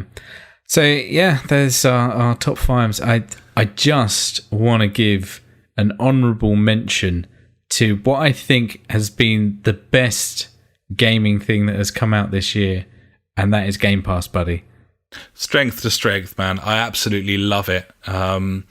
Despite the fact that the Xbox is underpowered, despite the fact that the Xbox One was a bungled launch, I think they've put themselves in possibly the stronger situation going into the next generation, despite Sony's dominance and the fact that they released a more powerful console to begin with. And that is amazing. Like, that should not happen. That, Microsoft should be longing for the next generation at this point, having been fucking bottled through the whole of this cycle. And they've recovered with such an incredible service in Game Pass. It's brilliant. I think the fact that they've moved to PC with it as well, and it's all just the same thing. Obviously, if you want it on PC, it's like half the price as well. You haven't got to get Ultimate. Like on CD Keys, you can get 3 months for like £7, which is which is fuck all. I know there's not. I mean, throughout this podcast, I've been saying, "Oh yeah, that's not on Game Pass. That's not on Game Pass." But there's a shitload of games on Game Pass. Yeah, and they'll get there, won't they? Like, and it's just going to keep adding more and more. It's a great service, and I think I'm really glad that I've got my new PC now, and I can just access these games, and the fact that a lot of these games do have cross-play capabilities, and so you can play with your buddies that have got Xbox Ones and things like that. It's very, very impressive, and I think other gaming companies need to look at this model and use it well, unlike Ubisoft, who hasn't used it well. And I don't really know much about EA Access, but I believe it's wank because it's just EA games and they're all wank, really. Yeah, I mean, there's plenty of stuff on EA Access, and the price is it's priced accordingly. It's not as expensive. But I was looking at it last night actually because there's Alice Madness Returns is on there, which is I liked the original Alice game, and I've never played Madness Returns. I was kind of interested, but I think it's £4 a month, something like that, which it's not expensive, and you get game previews and stuff as well. So I don't think it's too bad a service, EA Access, but there's just not enough on there for me. And if you're into EA Sports games and they're shooters, then you're away totally 100%. But if you like Anthem. You know who likes Anthem? That came out this year as well, buddy. Just to remind you. Anthem? No cunt. No cunt. No cunt. No cunt, buddy. So those are our games of the year. Obviously, with you having it first and me having it second, that makes Blood and Truth our game of the year 2019. I think so. Yeah, I think apart from that, we didn't have any that were the same. Like Outer Worlds, I thought about that a lot, and my friend is Pedro. I feel like that would be in there. May have snuck if in. I played it. No, it would. Like sack off Gears 5 and then stick that in, I think, really. Likewise, from what I've heard about Star Wars, I think I probably would have... It sounds like my sort of game. I'd imagine that probably would have snuck in there ahead of Outer Worlds, certainly. But all in all, it's an interesting list, mine. But again... It's been an odd year for games, I think, really. You look back at Celeste year, I had Celeste sneak into my top 5 despite the fact that I'd only just started playing it. Yeah. And looking back now, would that be number 1? That year, 100%. Yeah. It's one of my favourite games of all time in my whole life. Yeah. I put it right up there with Sonic the Hedgehog 2, Pez 3. I love that game. 2008. I love that game. Yeah. It would have been my number 1, Celeste, that year. I can make up for it now, buddy, because we'll move out of Game of the Year. Of course, it's 2020. It is 2020 now. This is one of the hardest lists I've ever made. Obviously, I've literally just made it in 5 minutes now, and it's so wrong. But I'm still going with it because I was making. Obviously, we're going through our top 10 games of the decade. We didn't even say that. That's because I butted in and started interrupting you like I always do. But you listed a load of games. I was just like, that can be 1. That'll be 2. That'll be 3. 4, 5. I got to 10, and I'm like, I like that one though, and that one, and I like that one. I was like, oh fuck it, that'll do 10. I deliberated over this for a really long time. I could as well, but fuck it, I'm going with it. I've settled on this. I've made my bed, but I couldn't help but put some honourable mentions below that I had to scrap. It's really hard, man. A game, basically, you can pick one game a year for 10 years. Like that is not an easy thing to do by any means. So. Yeah, I've done it. I got to move that one. I'm moving that one. That one's going there now. It's too good. It can't be down there. It's too good. What a list, though, eh? Oh, there's been some great games. 10 years. All right, where were you 10 years ago? What were you doing? 10 years ago, I was living in Bath. I was at university in Bath, and 2010, I was in I was halfway through my first year at uni in Bath. That's what I was doing.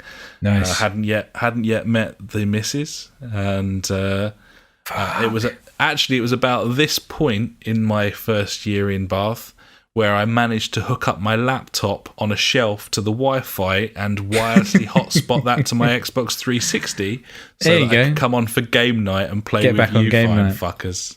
Nice. That's what it's all about. But yeah, that's where I was, buddy. I was still technically living at home, but I was at uni in Bath, and I was doing a commercial music degree, which, of course, is hugely useful. Paid off.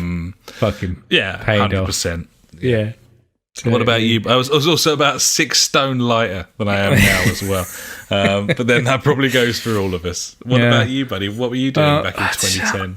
I had a full head of hair, which was nice. Lovely.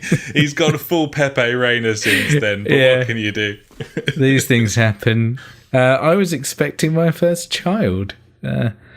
He was 4 months away from being born. I was finishing off my masters and living with my missus at the time. It was a very stressful situation to be in, not having a job or anything and having a kid coming in 4 months, but it all turned out all right. And since then, I've moved like 5 times, had another 2 kids. That's 3 in total, and I got a job, which was nice. Yeah, Gibbons. And that's my 10 years. There you go. Yeah, no, it's 10 years in a sentence. What have I done? Yeah, same here. Gibbons. I mean, we started doing the podcast. Was our first one 2016 or 2015? I think it was 2015, 5 years ago, wasn't it? I don't know. So we've had 5 Game of the Year shows. You can check it out on our website, the jfgpodcast.co.uk. Yeah, I did look the other day. 2015, February. Or March 2015, so 5 years ago. So we've had 5 years of Game of the Years to draw from for this list, and 5 years where we weren't necessarily making these lists on a regular basis. Mm-hmm. There were lots and lots of games to choose from. There have been some amazing games in the last 10 years. And yeah, kind of interesting. Almost all of my games are this gen. I noticed. Nice. Bearing in mind it was sort of end of 2013 when I got the console. That's so true. First 3 years, I didn't play any of the games on my list. Well, 2 of them I did, but 8 of them are from this gen. I suppose that's probably about right, really. 3 years. Yeah. Versus a game a year. Here we go then. My number 10. Number 10. Game of the decade is Horizon Zero Dawn. Great game. It's an amazing, amazing game. It's a miracle game, really, if you think about the fact that Guerrilla made it and what they've made before. Killzone, wasn't it? I still think it's the best looking game on the PlayStation 4, even though it came out several years ago now. I thought it was a wonderful game which featured a female protagonist but didn't shove some sort of politics down your throat about that. Yeah. It just did everything kind of naturally. There was no hidden agendas there. It was just not really. Here's what it is. The game world was unimaginably beautiful and the story was well written. The side quests were coherent and worth doing, possibly as much as the main story was. There's so much gameplay here. The stealth mechanics were wonderful. The combat's wonderful. The main thing, buddy, It had fucking robot dinosaurs in it. It did have robot dinosaurs, and you could shoot them with bows and arrows, and that, what's not to like? It just fucking worked. It was a great idea. You know? I saw someone moaning about the fact that you could see the tracks of the robot dinosaurs. Like, someone was doing a review of Horizon, and they were like, "Oh, it's so like new age video games that you can see like their fucking patterns of walking and stuff." And I was just like in my head, just screaming, "They're fucking robots." They're fucking robots. Yeah. You're like, yeah. You're so going on about you're angry because Aloy can remember things. That's what you're angry about. Like, fucking hell. Good Lord. Robots. They're not even in disguise as well. They weren't even in disguise, buddy. So yeah, my number 10 games of the decade, Horizon Zero Dawn. What about you, buddy? What's your number 10? Number 10, best walking simulator ever. Firewatch, buddy. Ooh. Fucking beautiful game. If you haven't played this game, you need to play this game. It's only a couple of hours long, like 3 hours max. Yeah, I mean, you can take your time. Play it again through with the commentary on. I highly recommend it. You'll learn some shit. Very interesting stuff. Great game. Great storyline. Just seat your pants kind of stuff. Not really. It's very relaxing. But every time, I just remember playing that game like for the first time. Every time I'd like climb up like a ledge about fucking something scary is going to be up there, something freaky deaky is going to be there. It's going to be aliens or something. There was never any aliens. Spoilers. You were so excited for this thing before it came out as well. You were quite right to be. It looked amazing, and I loved to it, didn't it? Yeah, I loved the idea of, you're just, you're a Firewatch person. That's it. That's what you are. You've signed up for that. I'm like, oh man, sounds great. And it didn't disappoint. The storyline to it was absolutely fantastic. The dialogue back and forth from the two characters is just so natural, wasn't it? It's so compelling and just rich. It was just like a genuine conversation. Yeah, it was, the voice acting was superb. And then you've got the exploration point of it as well. You can just walk around. Obviously, there's areas that are blocked off to you, but as time goes on, these things happen. And really touching as well at the beginning. Yeah, like the really nature of you becoming a Firewatchman. Yeah, on how it comes about. It's gripping. It gets very you. Good. Well, it can get you unless you're a cunt and don't care about those things. But that's your choice. Don't be that guy. Play the game. It's a beautiful game. It needs to be higher up on my list, but there's too many games, so it's at number 10, unfortunately. Great game. Fair play, buddy. Fair play. What's your number 9? My number 9 is Minecraft.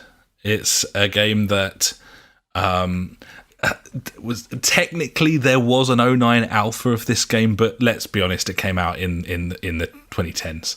Yeah, I'd say so. And I played it on 4 different platforms, if you include my Mac. We played the absolute ever-loving balls off of it. We played it so much. 10 years later, it's still there. Very popular. Yeah.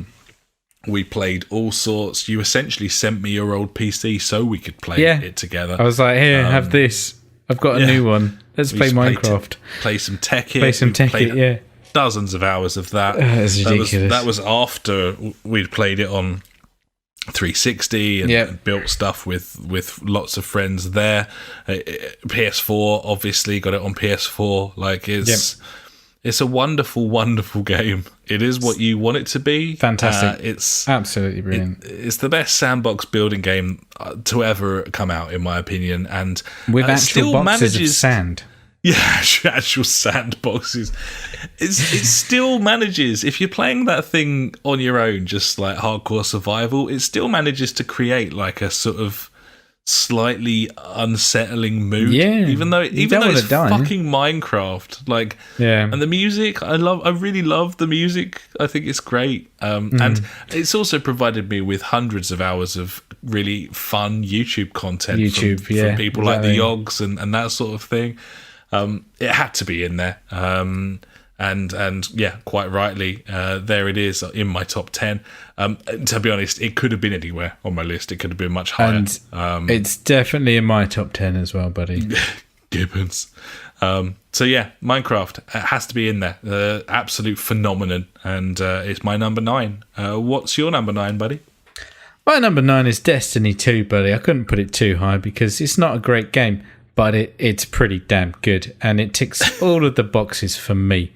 And I'm the person that counts. So it's at number 9, buddy. I don't need to go on about this game anymore. No. But it's there.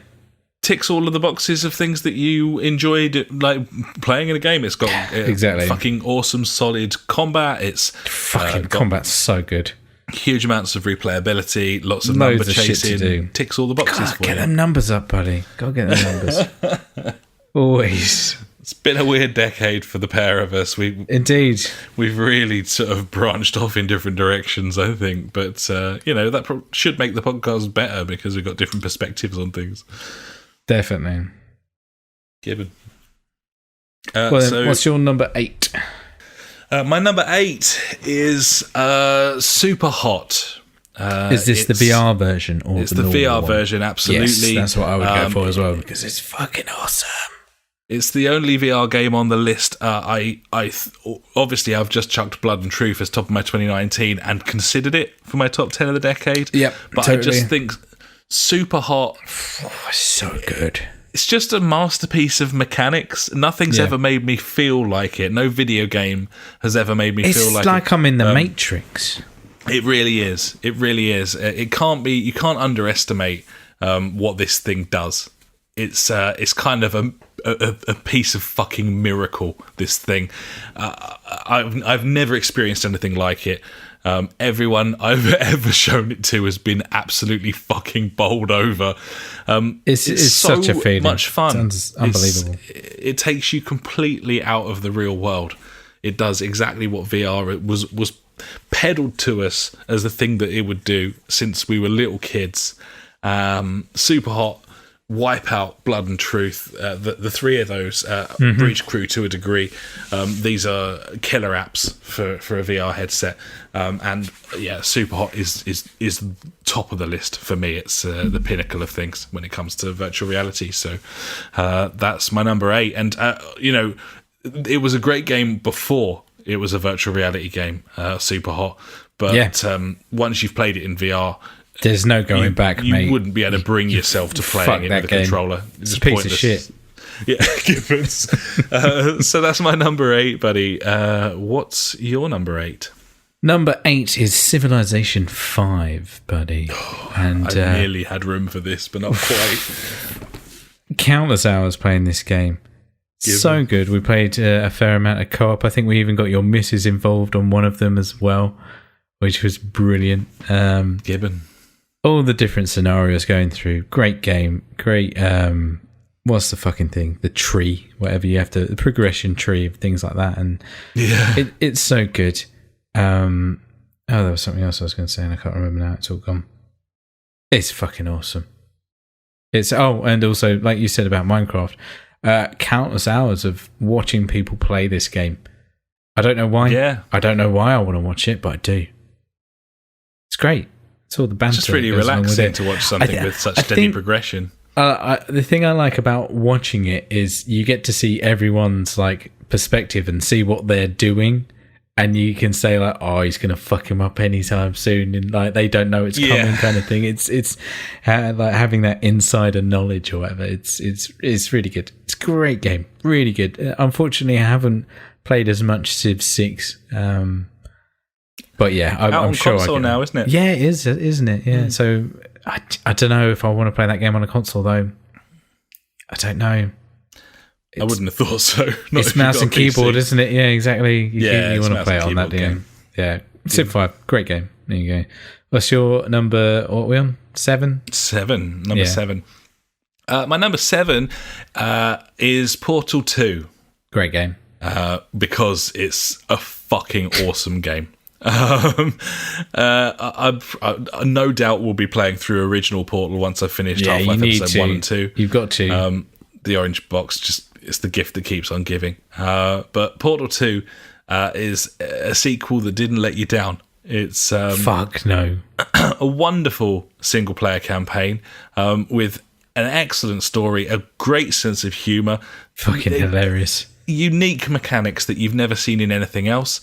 And they really keep adding to it as the game goes on. That's what I love about it. Not in a way that was annoying. No, not in a way where it's sense. like, for fuck's sake, I thought I'd mastered this fucking thing by now. It didn't have that feel because they all kind of daisy chained together in a way that kind of worked.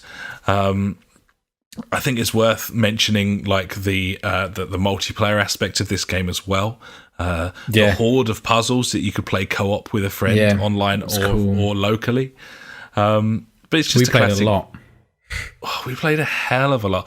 I also shout out, in my opinion, to Stephen Merchant, who does a great job in the voice acting role of this. I know that he's a bit of a Marmite figure, but I thought he played a blinder here. Yeah. Just really fucking funny from the moment that you wake up at the beginning and you've clearly been asleep for like 100 million years, and he's like, you might have a slight case of permanent brain damage. Like, it's just very funny, very fun. None of it was ever like annoying. That's the beauty of a Portal game. Like, the puzzles are hard enough to challenge you or whatever. Fucking brilliant. Yeah, huge satisfaction at the end. It's so good. Everything from start to finish, including the final act of portaling GLaDOS onto the moon. Like, it's just a brilliant game, and then had to be in the my musical turrets at the end. Yes, fucking so good. No one makes games like Valve. No. Because Valve don't make past tense. Past tense. We'll see. But yeah, no, just brilliant. Absolutely fantastic game. Yeah. And well worth anyone's time. What about you, buddy? What's your number 7? I've got The Last of Us, buddy. This was a fantastic game to go and play through. Yeah. What about it, really? I mean, I'm sure everyone's played it and knows how good this game is. There were obvious areas where I wasn't too excited, aka the clickers. I feel like, if they weren't there, a lot of the suspense might have been left out of that game. But then again, just in normal firefights, that game was pretty fucking intense. And you could see like the early adaptations of where Uncharted 4 ended up. You look at The Last of Us with its like stealth mechanics and things like that, and you can see where Uncharted 4, a great game which unfortunately didn't actually get in my top 10.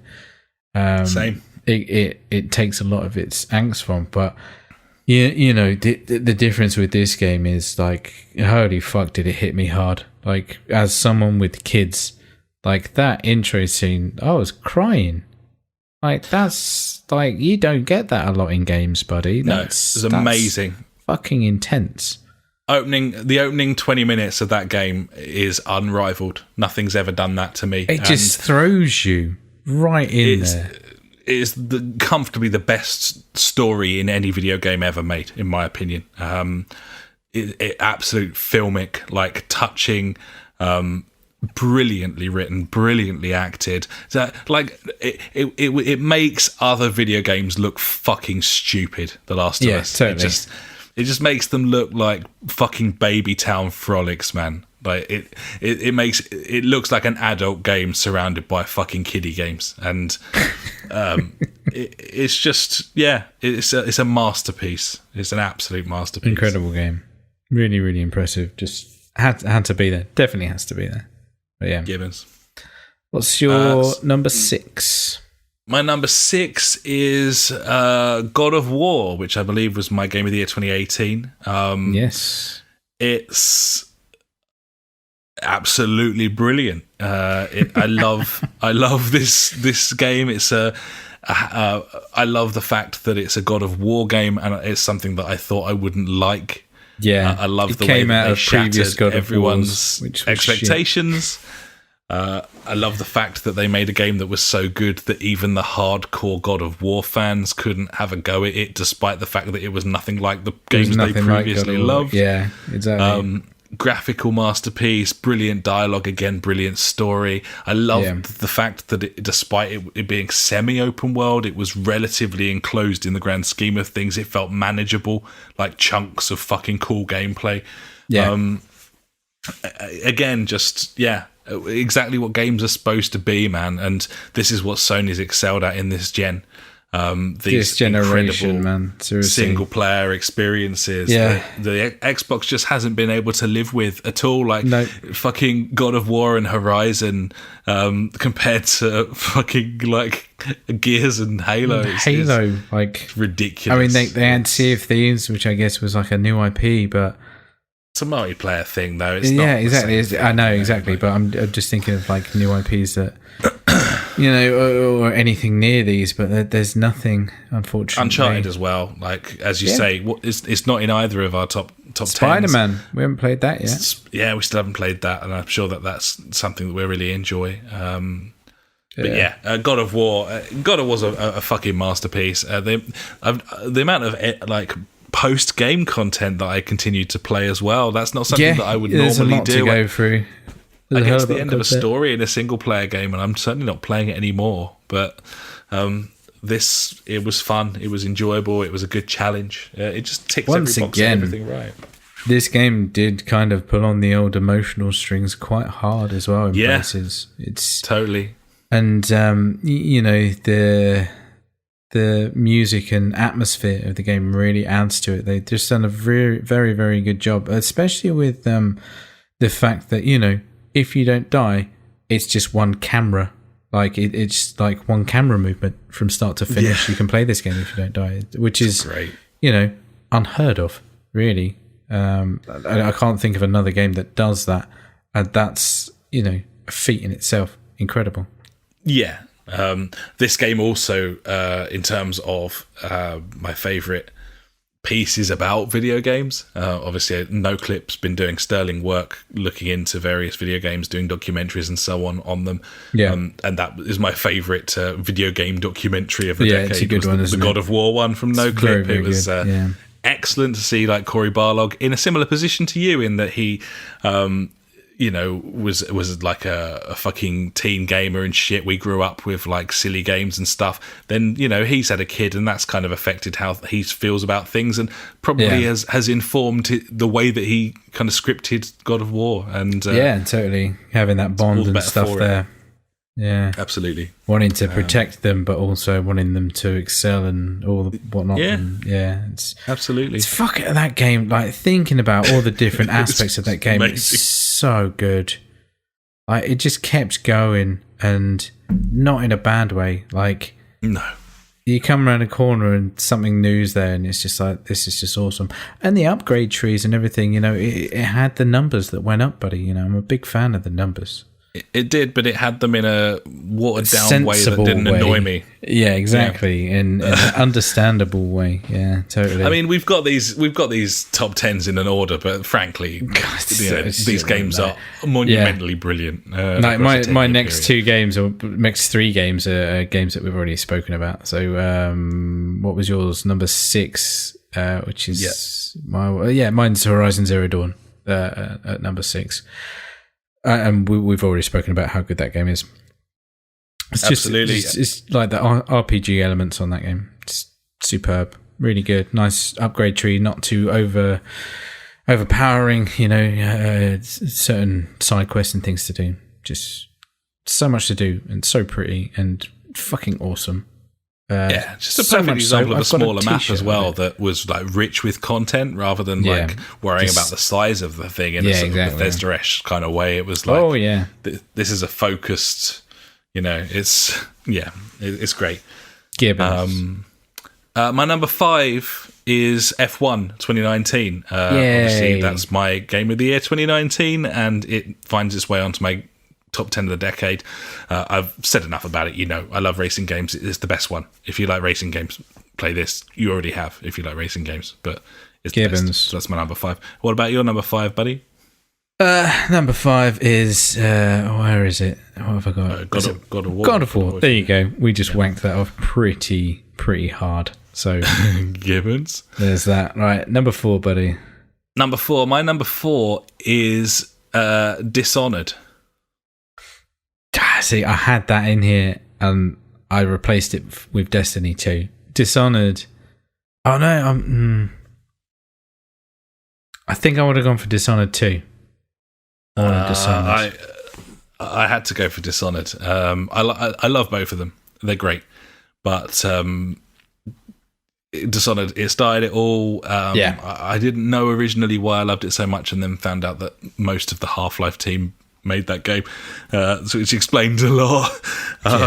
But it's just an absolute like. I don't believe that the Dishonored games are given enough praise. They're absolutely wonderful. Art style. Awesome. Art style, so story, combat, good. Special powers. Combat, special powers, freaky deaky shit.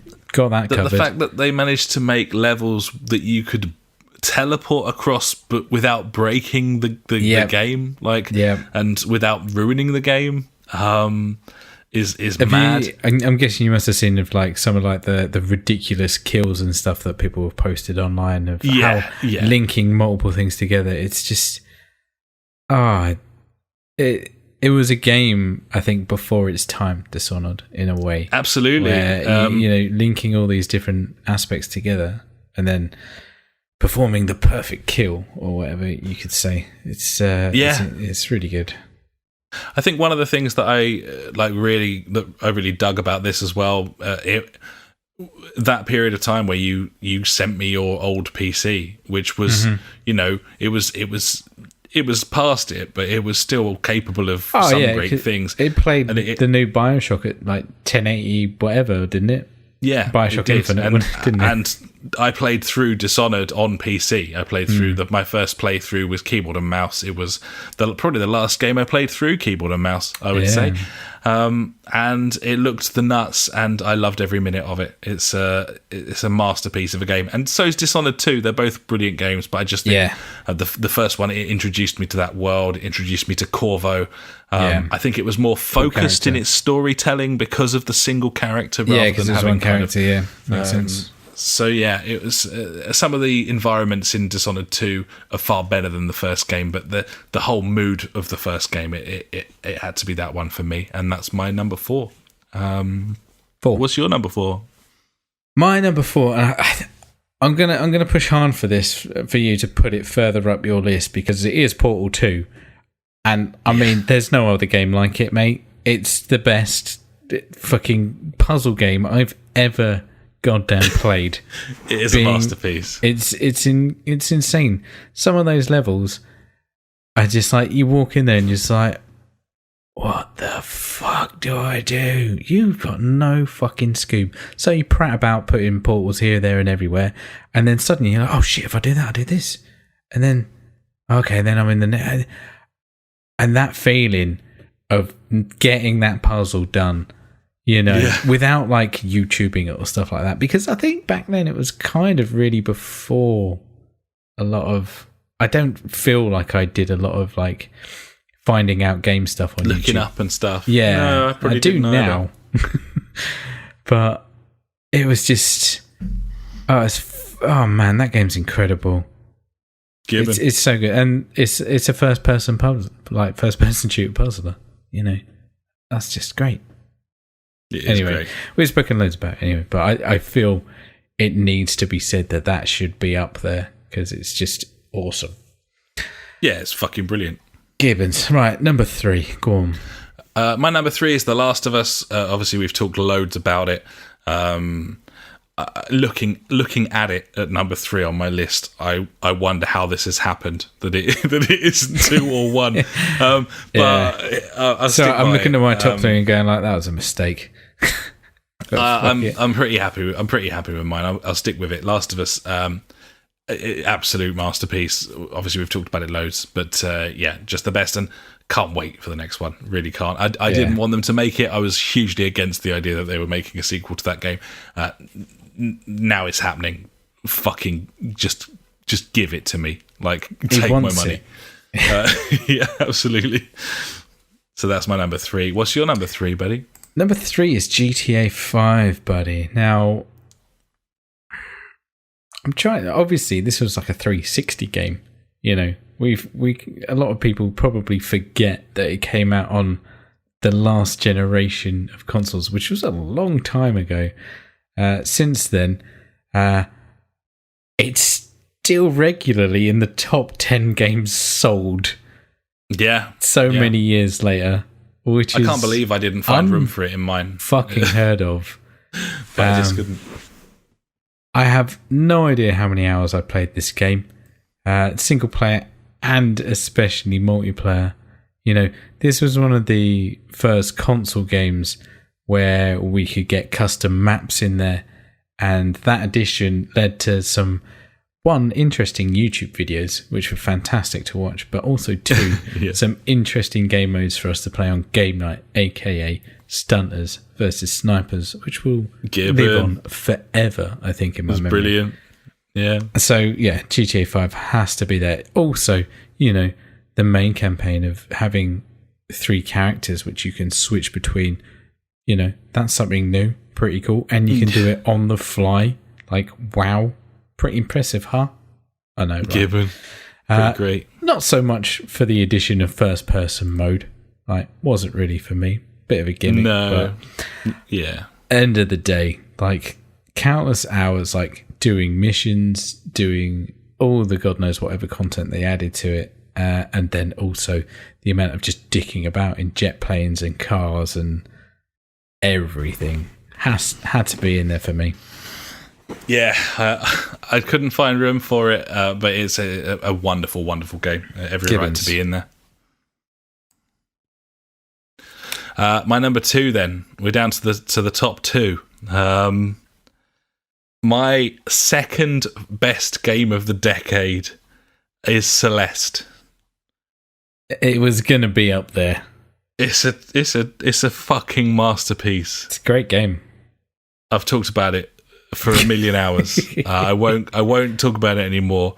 It is my favorite ever platformer, and I think it's an absolute, just wonderful, wonderful game for everyone to master or to infuriate. It's all it's there. The best. It's got it all. I love it. I absolutely adore that game, and that's why it's my number 2, buddy. What's yours? Number 2 for me is Skyrim, buddy. Has to be in there. Even though Bethesda are a bunch of cunts, this game came out at a point when I think my son was just born, and I wasn't playing a lot of online games because having a newborn, not really the thing you do. But having a sleepy baby on your lap or on your chest while you're playing games and you just want to walk about a lot, this was the game for me. I love this game so much. I bought all the DLC for it on the 360. I also bought it on PC. I think I even bought it on PS3 at the same time. I don't think we've got the VR version on PS4 as well. Yeah. So this is one of the games that I've purchased the most. But just the extensivity, that's not a word. I don't know how big it is, whatever. There's so much to do in this game. Looking back on it now, obviously, a lot of it is pretty mundane and boring, but at the time was absolutely insane, buddy. Great game, Skyrim. Really, really good. Loved it. And then all the mods on PC just blew my mind. It was awesome. Gibbon, absolute great game. Another one that I played on your old PC. Yeah, you did, didn't you? I even installed it onto the little SSD drive that you had, so I got a little bit of extra juice. And you got to get that extra juice. It was all the better for it. But yeah, it's a wonderful, wonderful game. Gibbons. So here we go. Top game of the decade, buddy. What is it? My favourite game of the 2010s is The Witcher 3.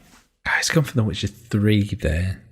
I love The Witcher 3. I I can also see from the statistics that aside from football games, which I play kind of on a weekly basis and always have done since I was about 5, it is my most played game. I ended up playing it for well over 200 hours. The Witcher 3. Wow, nicely done, buddy.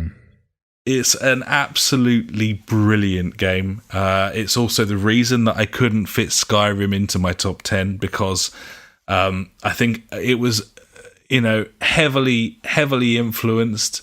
The design of The Witcher is heavily influenced by Skyrim. The Witcher 3 probably wouldn't exist without Skyrim, but The Witcher 3 does exist, and it shits all over Skyrim. So I reckon that's why the case. That's why it's not in there for me.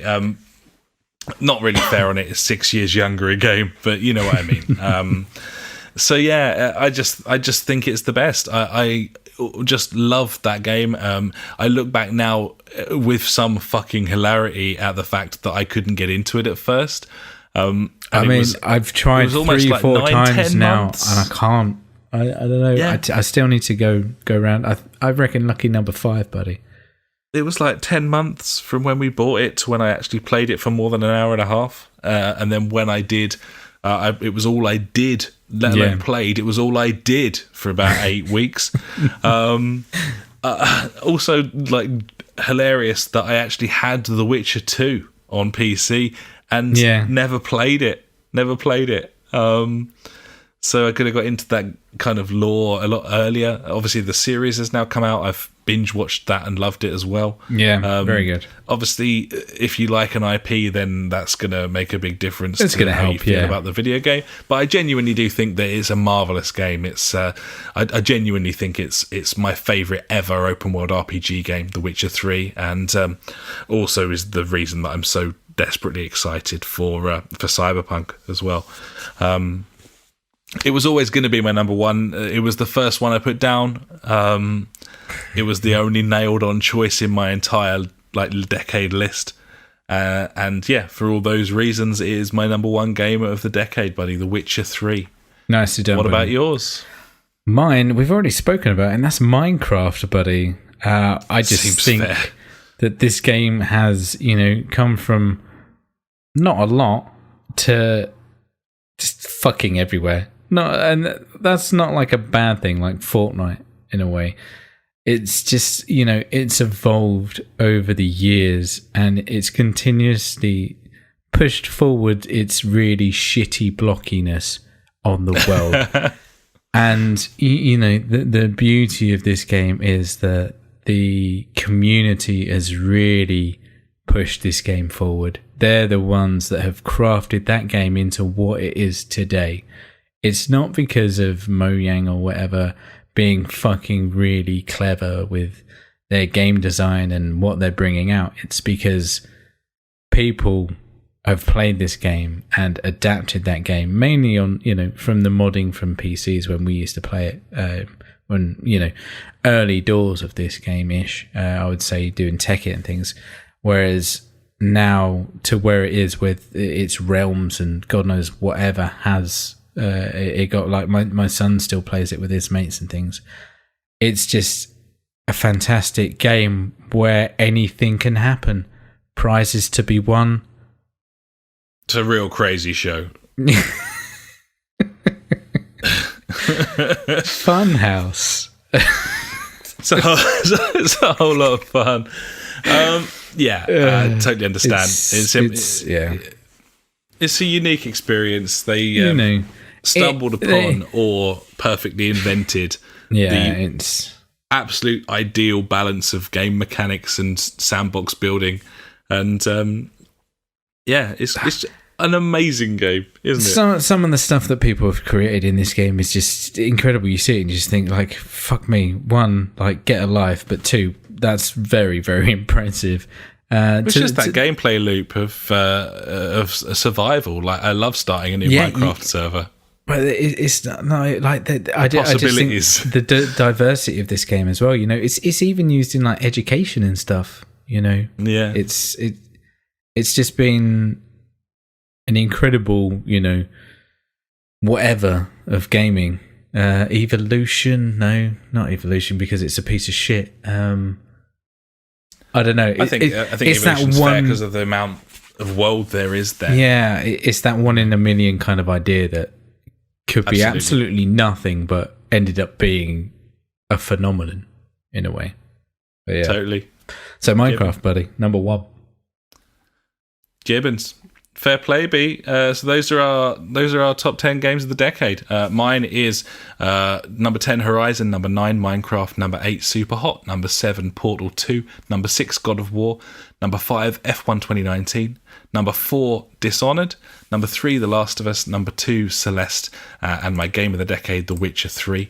And then our friendly neighbourhood Ash here, he's got Firewatch at number 10, Destiny 2 at number 9, Civ 5 number 8, Last of Us number 7, and number 6 is Horizon Zero Dawn, number 5 is God of War, number 4 is Portal 2, number 3 GTA 5, number 2 Skyrim, number 1 Minecraft.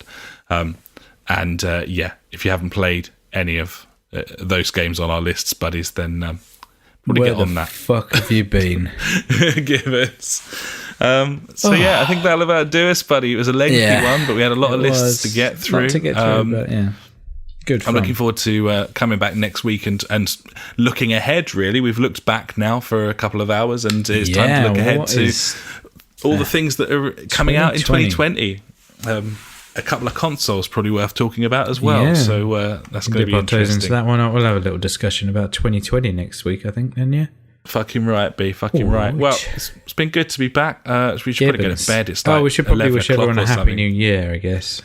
Oh yeah, happy new year, buddies. Apologies for the lack of pods over the holiday season. I'm sure you can understand. We've been with our families or at work, so that can happen. But here we are. We're back, and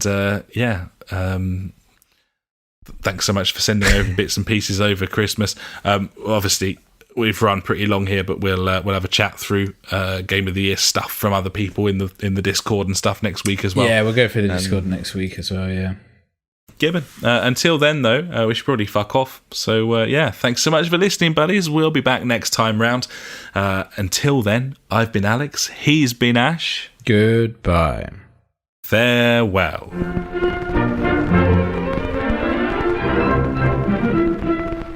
You've been listening to the JfG Podcast with Ash and me, Alex.